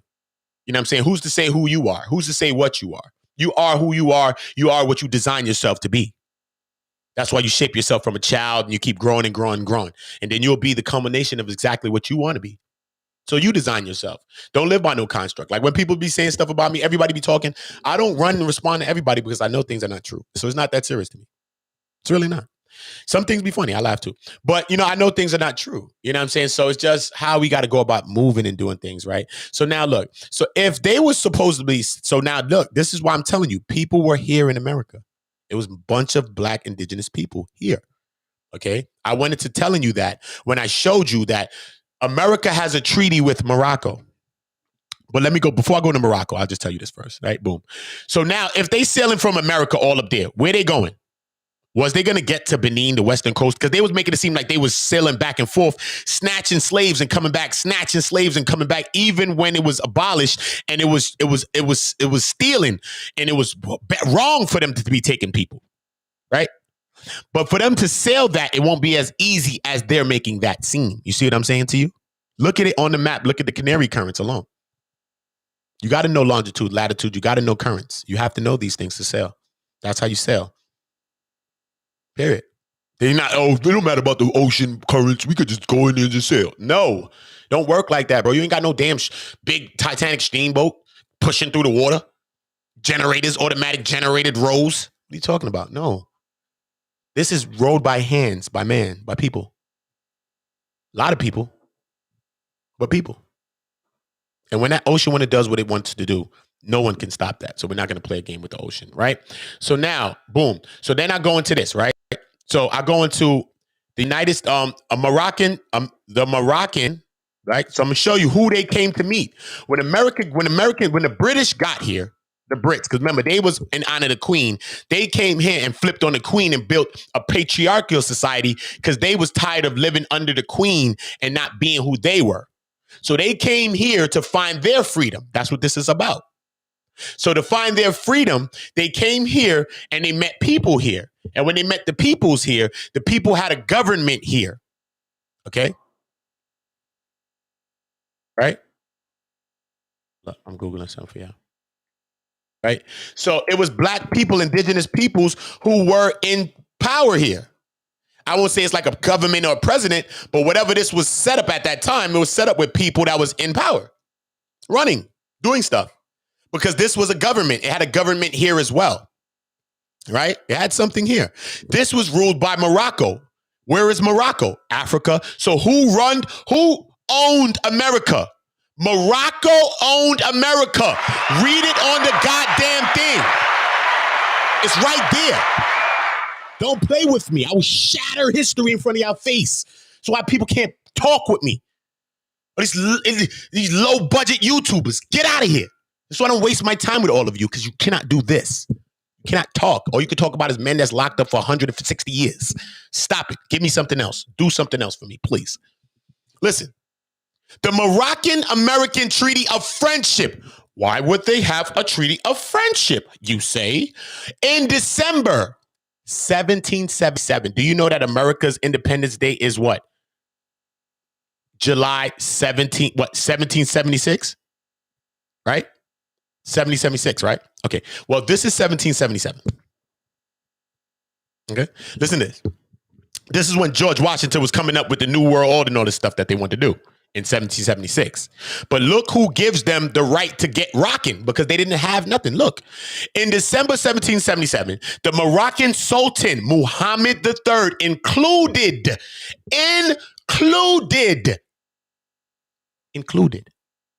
the United States in a list of all countries to which Morocco ports were open to. These are the first peoples that stamped them. Morocco. If you go and see Obama pass the laws with the indigenous laws for indigenous peoples, we are indigenous. These laws that's passing are for us too, you know. They're not for no Indian people that they're talking about that's on reservations. No. My family's so vast. Caribbean, this, that, all kinds of places. Ethiopia.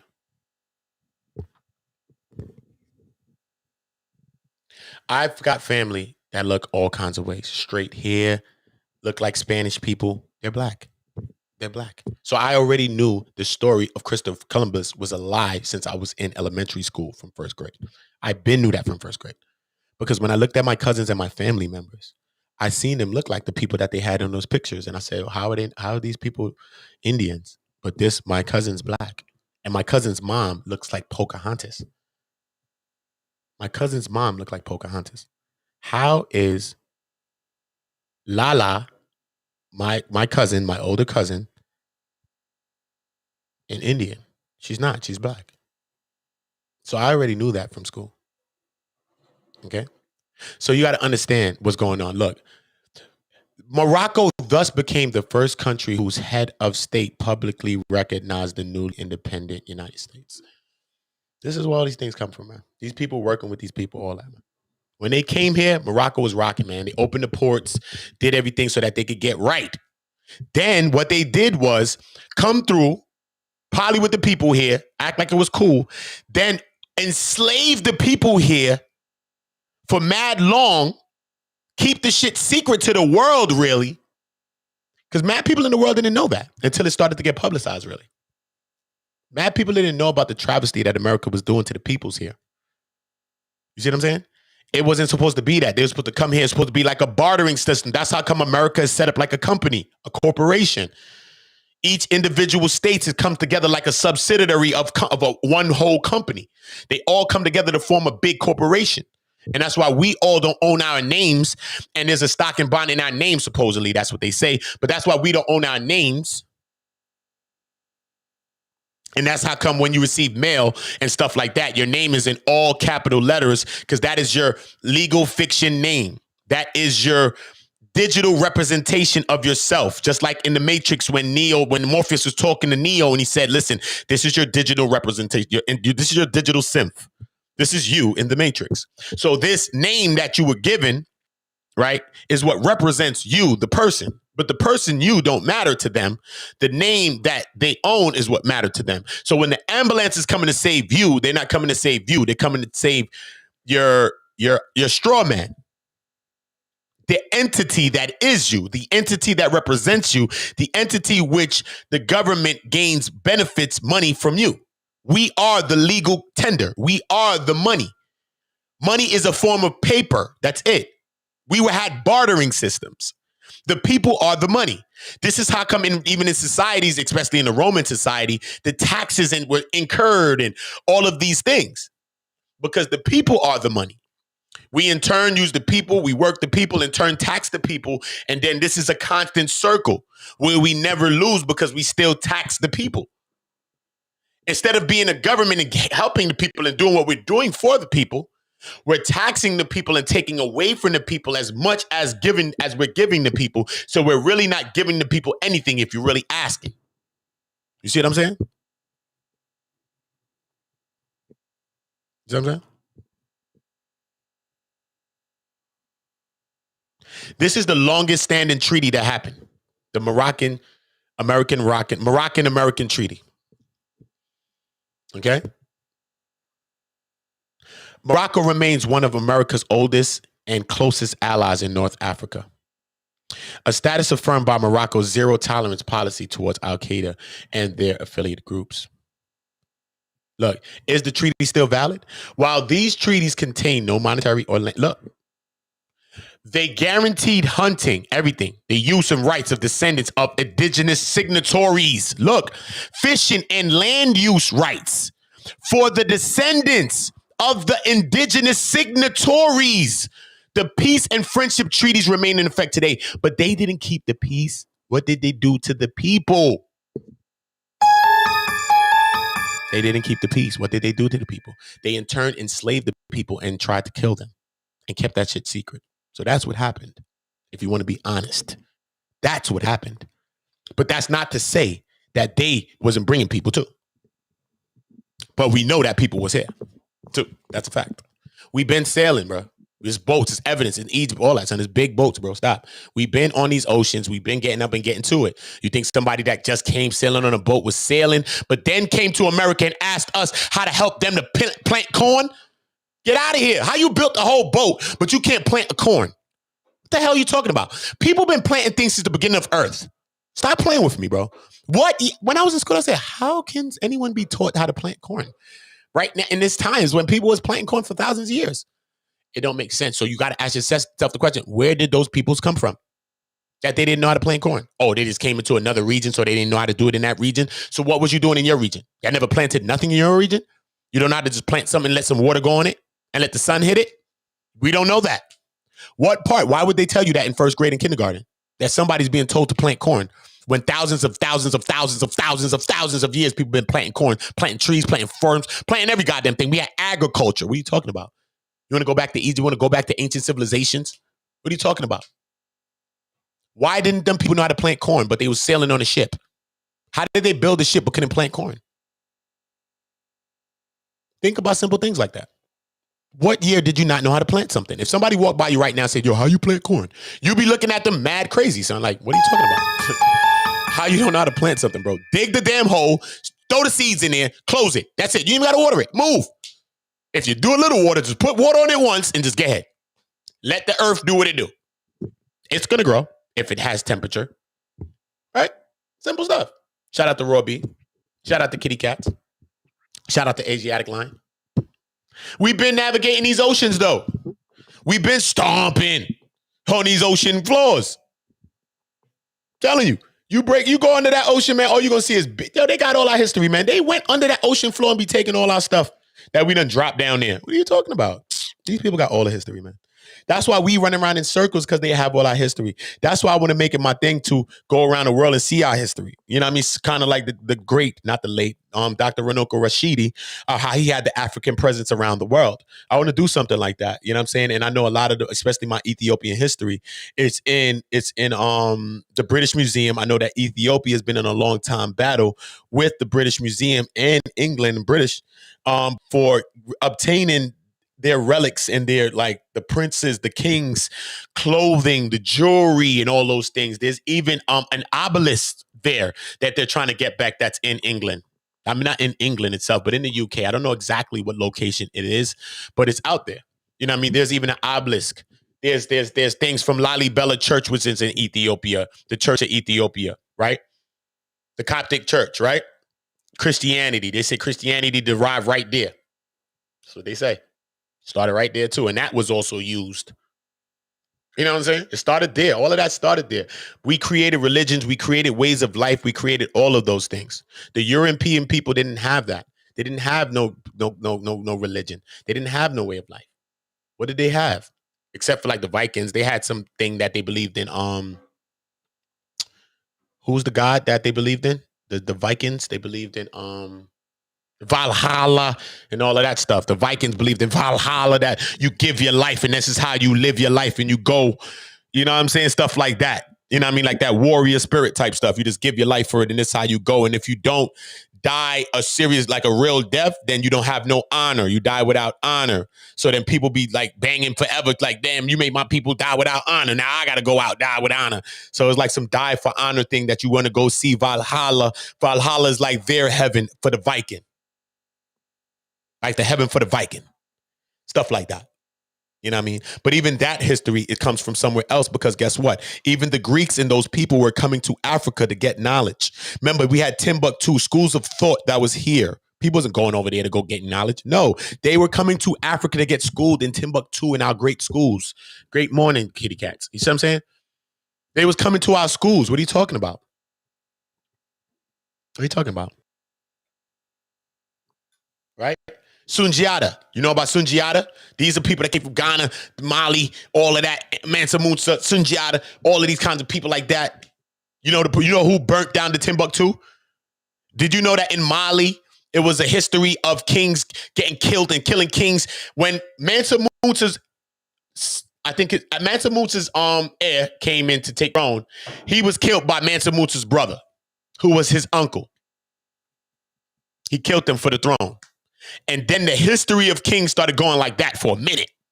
He came to power, and then somebody raised him up, and then killed him. And it was something like that. Then one person got imprisoned. He took the power for himself. His name is Martha Jata. Oh, damn. Maria Jata, right? Hold on, man. Maria. Oh, I gotta go find it. Maria Jata, right? Maria Jata. Damn, I can't remember this guy's name. I'm gonna go find it for you so I can know exactly, right? And he imprisoned the king at the time and at him like he was crazy and all that, because he was like an assistant advisor to the king. And he was giving him power. He was rocking with him. But then he was like, you know what? I could clip him. I could clip him. Mari Jata. His name is Mari Jata. Mari Jata clipped him. He's like, I could clip him. So that he imprisoned the king and made him seem like he was crazy, and then took the power for himself. You know what I'm saying? So that's what people were saying. And then he was like in prison for mad long, and he was running around. But Mari Jata was the one that was actually the mind behind the kingdom, the mind behind the throne, because he was one of those people behind the throne, kind of like in Game of Thrones. He was the midget. He was the mind behind the throne a little bit, giving you little strategies, economic strategies, war strategies. So a lot of things that was happening was because of him. So in turn, he stepped up and took the power for himself. You know what I'm saying? Because he had the power within the people. The people loved him because he was doing good things with the people. So when he scandalized the king and all the stuff that he did, it just rocked out. But then people was like, damn, where was the king? Then he had the king imprisoned and had him like shamed and all type of stuff. So then the people kind of started believing the whole story.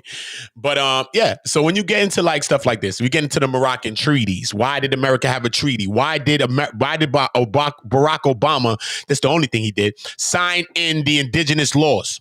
Which indigenous laws did Barack Obama sign into? These are good questions that you got to go and research. See what I'm saying? These are things that people are not going to tell you, and people can't tell you. If you're here, drop a like for this knowledge.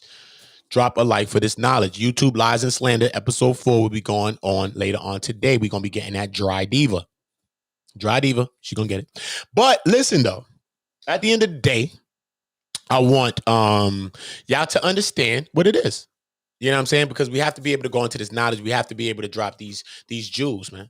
All right? We running around not knowing nothing. We run around acting like we know something. Do some history, please. If you want to go higher, you got to go inside yourself and go higher. Okay? When you go out of space, time travels on a horizontal plane. So you have to go within yourself to go up, period. That's my example. That's my definition. All right? The further you go out of space, that's time. That's a day. That's an hour. That's 2 days. That's 10 days. Yes. The distance is time. Yeah. Distance is time. You don't look at distance and time in this realm. We don't look at distance as time. It takes time to go distance, though. So it is the same thing. For me to walk there, it takes time for me to go there. Well, we don't look at time as distance, but when you're out of space, the further you travel from Earth is the years you're getting away from it. So by the time you travel out there, you could come back to Earth and your kid can be a grandmother. You could come back to Earth after traveling years out there, come back and your child, your infant baby when you left, be a grandkid. Yes, it can. That can happen when you're traveling out of space. Yes. Because it's time vortexes out there, pockets, time pockets, all type of stuff going on, man. It's real stuff. But you got to go inward. You have to go inside you. Understanding, not understanding, not overstanding. Yo, man, Virgin, youth, man, you're not for to understand nothing, youth, man. This how the Jamaican, OG Jamaican in my neighborhood want to talk to me. Yo, in my family. Yo, you youth, man, you're not for go on, you're not for understand things, Virgin. You're not for understand. Guess what? I be like, what happened, brother? You for overstand. You for overstand this thing. You for overstand. So everybody want to overstand, and everybody want to understand, and everybody want to understand, right? But I think we got to understand. We got to understand what's inside of us. We got to understand what our ancestors was trying to show us, because our ancestors are even inside of us. They live inside of us. They talk to us. The spirit of the Most High, not just the spirit of the Most High, but the spirit of our ancestors are working with us. It's not a joke. It's not a joke. You don't hear that ancestor talk really, really promoted in the Bible. No, you don't. You hear about praised Abraham and certain things. It's telling you to represent your ancestors. It's telling you honor thy mother and father so thy days may be long, which is representing your ancestors. Because if you can't represent your mother and your father, no matter what they're doing in life, they are the sole reason of why you're here right now. Whether if they was on drugs or anything, Joffy Joe for them. Because even if they did everything wrong in their life, they did one thing right by making you. Hopefully you can be living your life right to say that they did that thing right. Because if you came out to be a travesty, then they would have never even did that right. So they made you for a reason to bring travesty to the earth and heartache and pain. See what I'm saying? So if you can't represent or honor your mother and father in the physical world, that's how come that law is so high up in the laws. It's like the third law, right? Honor thy mother and father so thy days may be long. It's like the third law. Bang, right to it. For killing, I think. Right? Because if you can't honor your mother and father, who are your physical parents, who are like physical gods to you, because they created you in the physical, right? How can you praise the Most High, which is an unseen parent? How can you praise your ancestors who are the parents of the parents of the parents of the parents of the parents that came before those parents? So there's no way you can honor your ancestors if you don't even honor the physical representation of your ancestors right here in front of you. Your grandmothers, your grandfathers, your elders, and people like your mom and your dad. So inward is the journey that we must be on. We must be on an inward journey. That's what accelerates our altitude. You know how they say, your attitude determines your altitude, man. If you happy, you're gonna be good. Or da da da da da da da da. No, it don't go like that. It don't. You could be happy as hell doing the wrong thing. You're still doing the wrong thing, man. Until you change your paradigm, your mind, your perspective, your view, your lens, it's gonna be wrong. So it doesn't matter if you're happy about it or not. You're only happy in bliss because ignorance is bliss. That's what they say. To not know is less responsible. To not know it leads you to be able to be a victim. I didn't know. Did you do the research to know? Did you look around and try to know? Did you think about something to think to know? That gives people the way to get away and I mean to be a scapegoat in situations or to get away with situations sometimes. Yeah. That's what it is. You know what I'm saying? I believe that I believe that everything started from one black woman. Not even just an indigenous woman, whatever that color of that woman. Because some people identify, I think she was blue black, actually. I think the woman was blue black. I think it was beyond gender at that time, though, because it wasn't gender yet. I don't think gender existed yet. I think gender came about when woman created man, when we was created by the womb. The womb itself created the word we. There was no we. It was one person here. That person was more of what we see as a woman is than what we see as a man is. Because that person gave birth. And men cannot give birth. So that person was a woman. But this was before gender, so she wasn't called a woman. She was a man. See what I'm saying? But when she created man, that's when she became wombed man. And he became man. And that's what braided races, genders, and all of that stuff. Yeah. Everything came from the darkest blue black, just like space. All of this came from space that we're watching on Earth. All of this came from space, the deepest blue black of Earth, of space.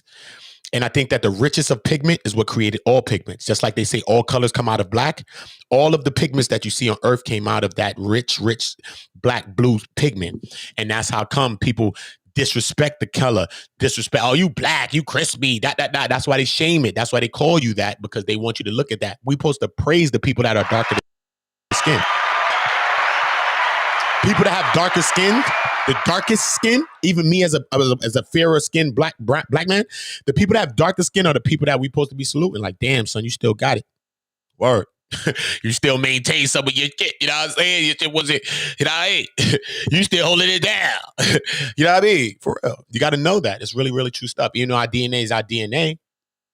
But everything comes from, I think that the first person was like this. The person was blue. That's how come you got the avatars.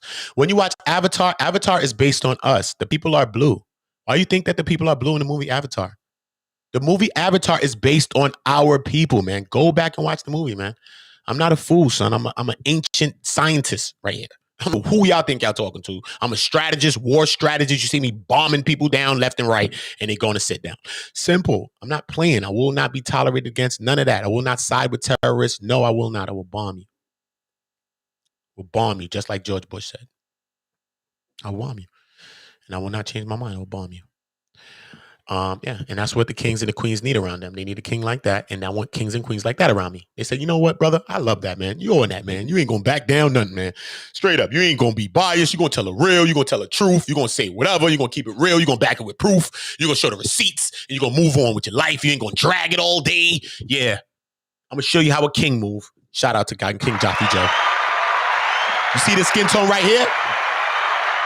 That is the original skin tone. That right there. Look how black that it's blue. That is what created Avatar, the movie. And that's what they're talking about in that whole goddamn movie. So if you don't know that, you know that now.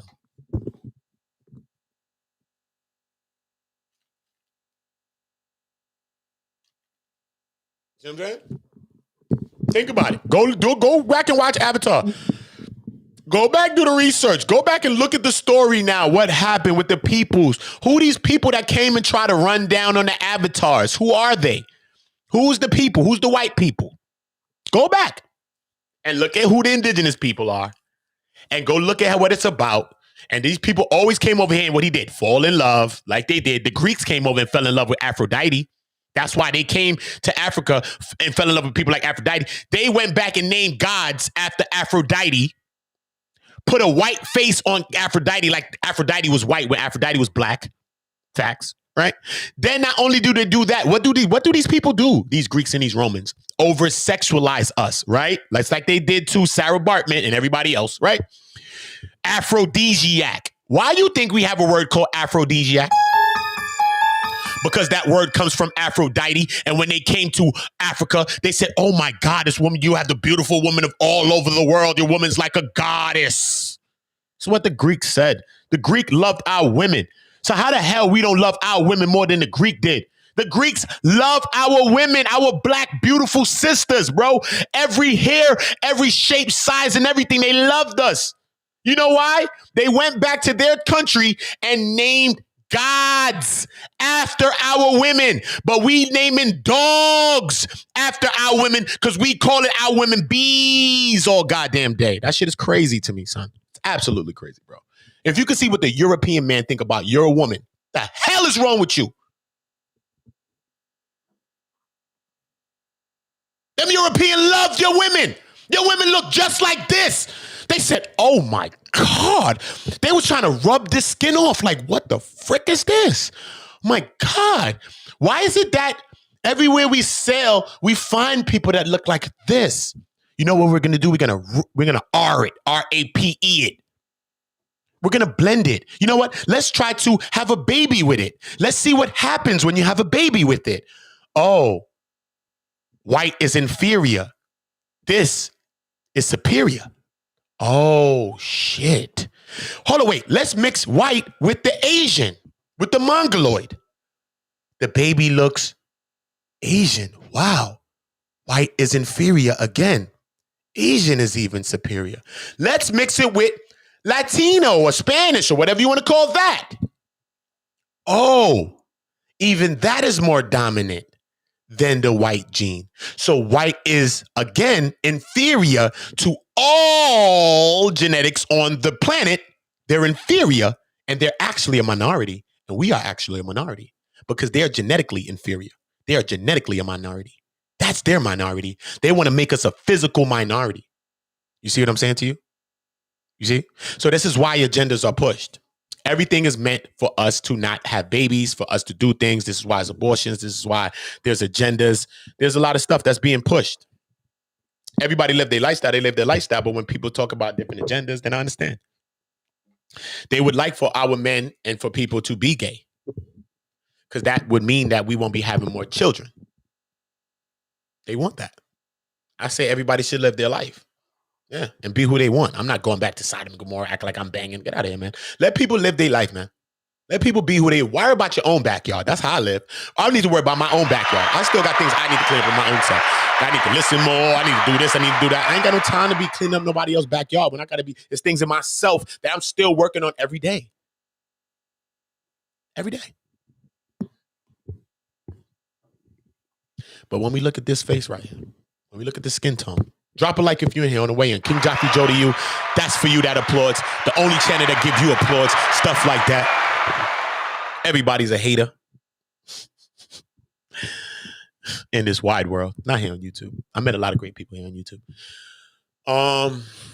Yeah, man. It's real though. The European was black also. Yeah.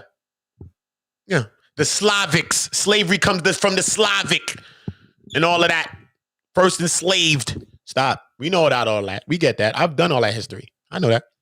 We created all races, man. I said one woman from the beginning. She wasn't called a woman. This is my own thought. So everybody got their own thought. I read the Bible. I heard about the Adam and Eve story.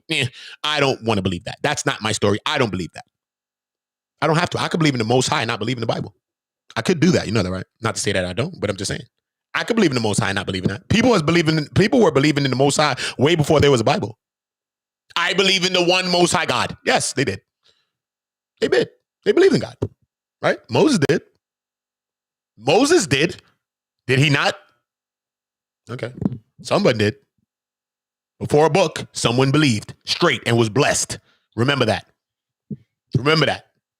When you're reading that Bible, make sure you keep swapping out the characters and putting your own life in there. When you're reading about this king that was running around wilding, put yourself in there and say, oh, that was me when I was running around wilding 3 days ago, when I was wilding last year on those people, when I did the thieving thing. When you read that book, make sure you keep subjecting yourself in there. Put yourself in those parts of those characters, and put the people who you've been in your life in there. And I bet you won't read it no more like that. I bet you won't, because you'll be reading a story about yourself. Stop reading about people, and when you read the book, read about you. See yourself in the stories. That's it.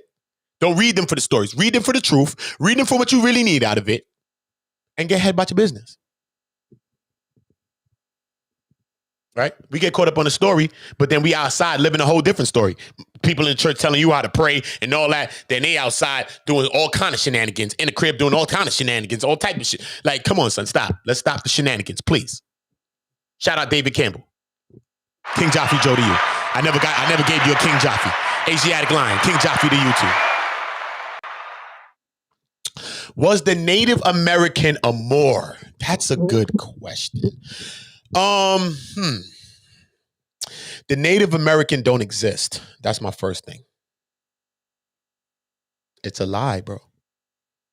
It's a lie. So if a Moor was here, Moors were here. I told you Morocco had a treaty with America. That's a North African. That's the Moors, right? The Berbers and all of that, the Moors, the North Africans, the Morocco. Yes, that's who was running America over here when they came here. This is who they was getting treaties with and all that. America was running, it was running with them over here. Morocco and America was in some partnership over here for this, with this over here. They still have a treaty of friendship that they're going to give them food and they're going to rock and let them use land in the indigenous signatories. They got entitlement to the land. This is how they claim the land. They use the people to claim the land. Even post-slavery, you seen people own stuff. Black women own stuff. Black men own stuff, right? They was coming in, white people acting like they was marrying the women and all that, remember? Under forced marriages and all that stuff, taking their land. They always do it by the book. They always do it with paperwork. That's why they made us not read for 1,000 years.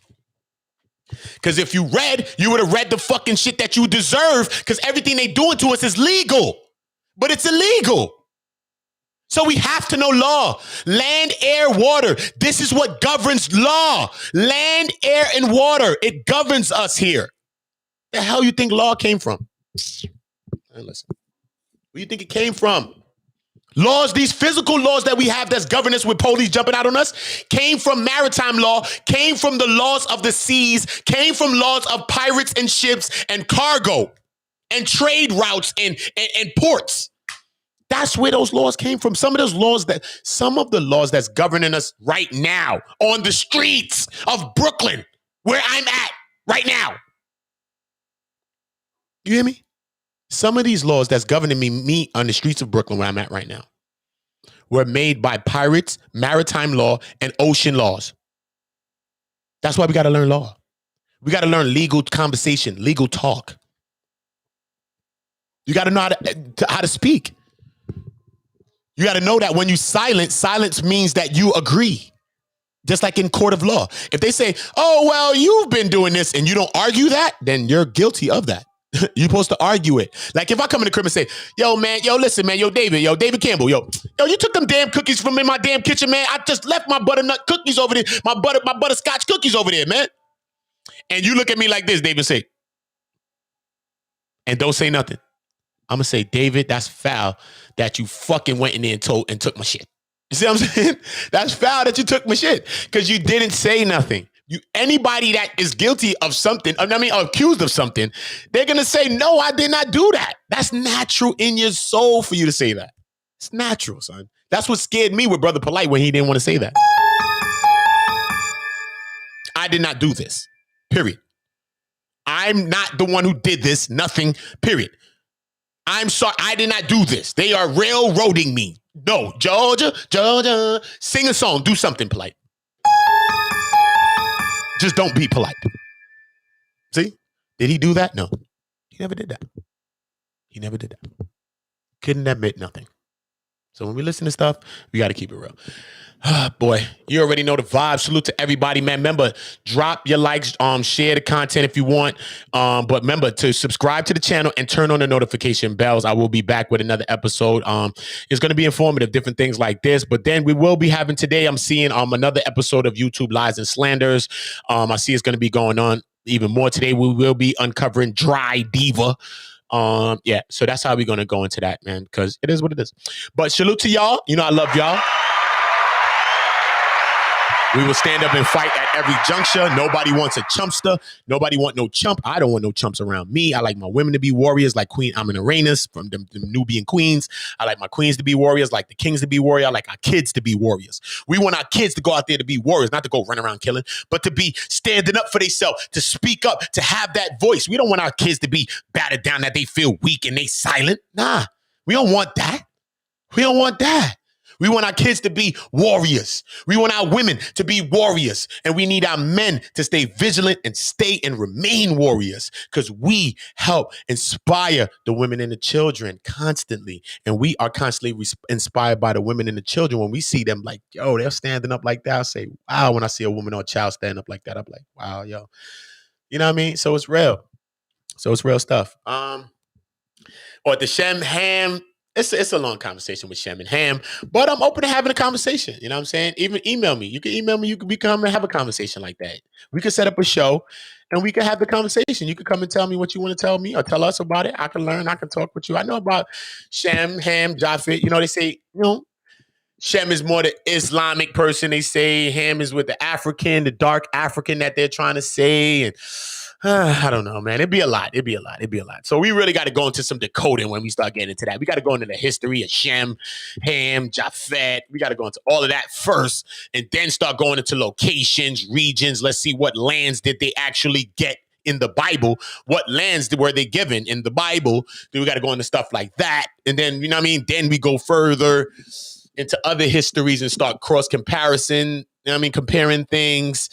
So it's a lot though, but I'm not opposed to going through that, David. You know what I mean? My email's there, communityliving@gmail.com. Just email me, communityliving@gmail.com. For show topics. If it's a title that you want me to come up with a show to talk about, email me. Let me know about that. Anything that you feel that you want me to do. Yeah, I'm gonna play a little bit more of this Judge Joe Brown though, because I did stop that because they was going into a conversation about the slave ships, different things like that. I'm not sitting here like furniture. I know mad stuff in my head, and I'm gonna pull that out of my brain anytime. So yeah. So I just wanted to give a little further context because I think Dane Calloway is blowing the opportunity by having this chance to speak with Joe Brown, and he just call him ab hominems, cursing him out, talking about he gonna roll up, he gonna pull up on James, and he calling him he wilding, you know what I'm saying? So he ain't leaving it to the information. I could see that Judge Joe Brown got him frazzled. He had him frazzled from the first 20 minutes in his conversation with him. Feel me? So I want y'all to listen to a little bit more of this. You already know. Salute to all of y'all. Jaffe Joe to you. Jaffe Joe to you. The only channel that applauds you and salutes you for being you. Even if you was a hater, I saluted you too. So you know I'm not biased. Salute to you, hater. I appreciate you. This is the only home where a hater is welcome. Sit down, have a seat, hater. I love you.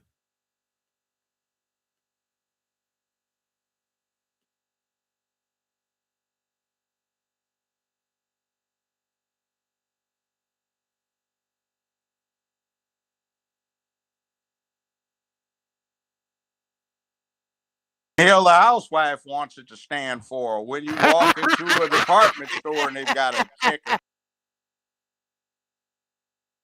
floor down, whatever you want it to. I like how he put. I mean, he's trained well. He got trained well for masonry. He got trained very well. I didn't get trained, fool. It has nothing to do with masonry. Now quit showing your ignorance. You know nothing about ignorance. I know nothing about it. Tell. So anyway, I'm not even in that saying it again. Because you haven't posed anything. He's saying it again. He has to say it. He has to say that after every statement. No, I don't have to say that. Yes, you do. You obligated.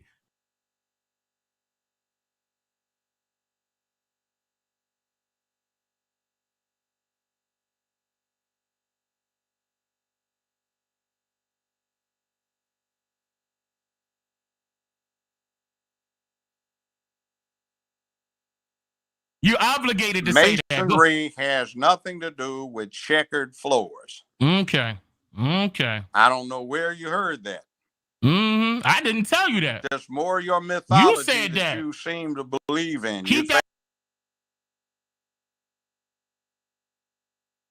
in mind. You seem to believe that has something to do with masonry. Keep that in mind. I didn't say that not one time. I asked you what the checkered floor means. I didn't say did it have something to do with masonry. I have no idea what in the hell it means. Why would anybody put a checkered floor in other than that they thought they wanted one? Okay. So he got to act. He got to act ignorant. Nobody's got to act ignorant. That's just the truth of the matter. It has nothing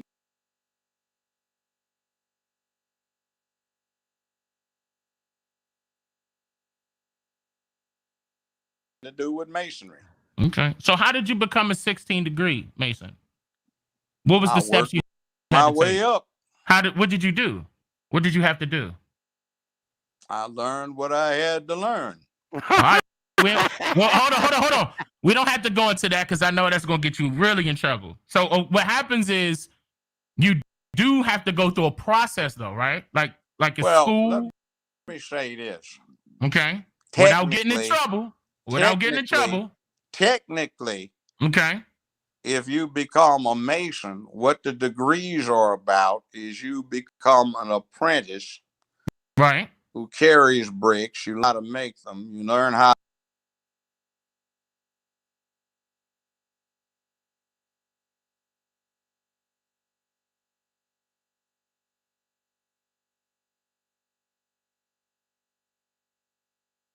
to lay them. Come on. Learn how to lay them out. You learn how to draw plans. You learn how to lay the plans out. You eventually become somebody who can design and direct the building of monumental architecture. If you go all the way through it. Now, so what is it that you have to go through? That's basically it. Think about it. You've got pyramids and temples that need to be built back in antiquity. Who do you think learned how to build them and passed the knowledge on? That is I have to give you your props, Judge Joe Brown, on that one. That was a very outstanding and remarkable symbolic way to explain. Well, I mean, there's no secret that's the fundamental basis of masonry. We didn't say it was a secret. Symbolic. And I didn't say it was a secret, but we didn't say it was a secret. I like how you explained it. It was very symbolic. You getting a little. I mean, if you look at something masonry, you've got a compass and a square on the cover of it. What does that mean? What do you think that stands for? Tell us. Enlighten us. I just told you. No, you didn't. You just explained what it was. You just gave a description. I told you. What do you use a square for, and what do you use a compass for?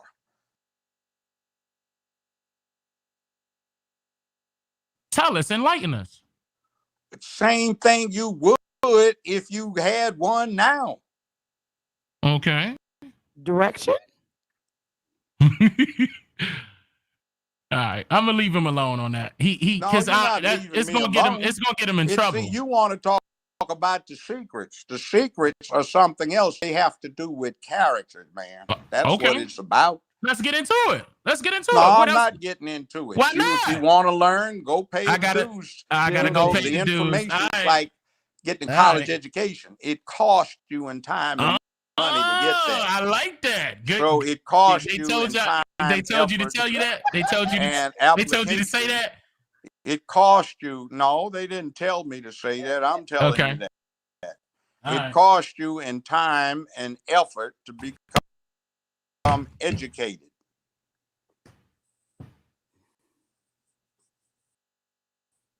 Think I would be a good Mason?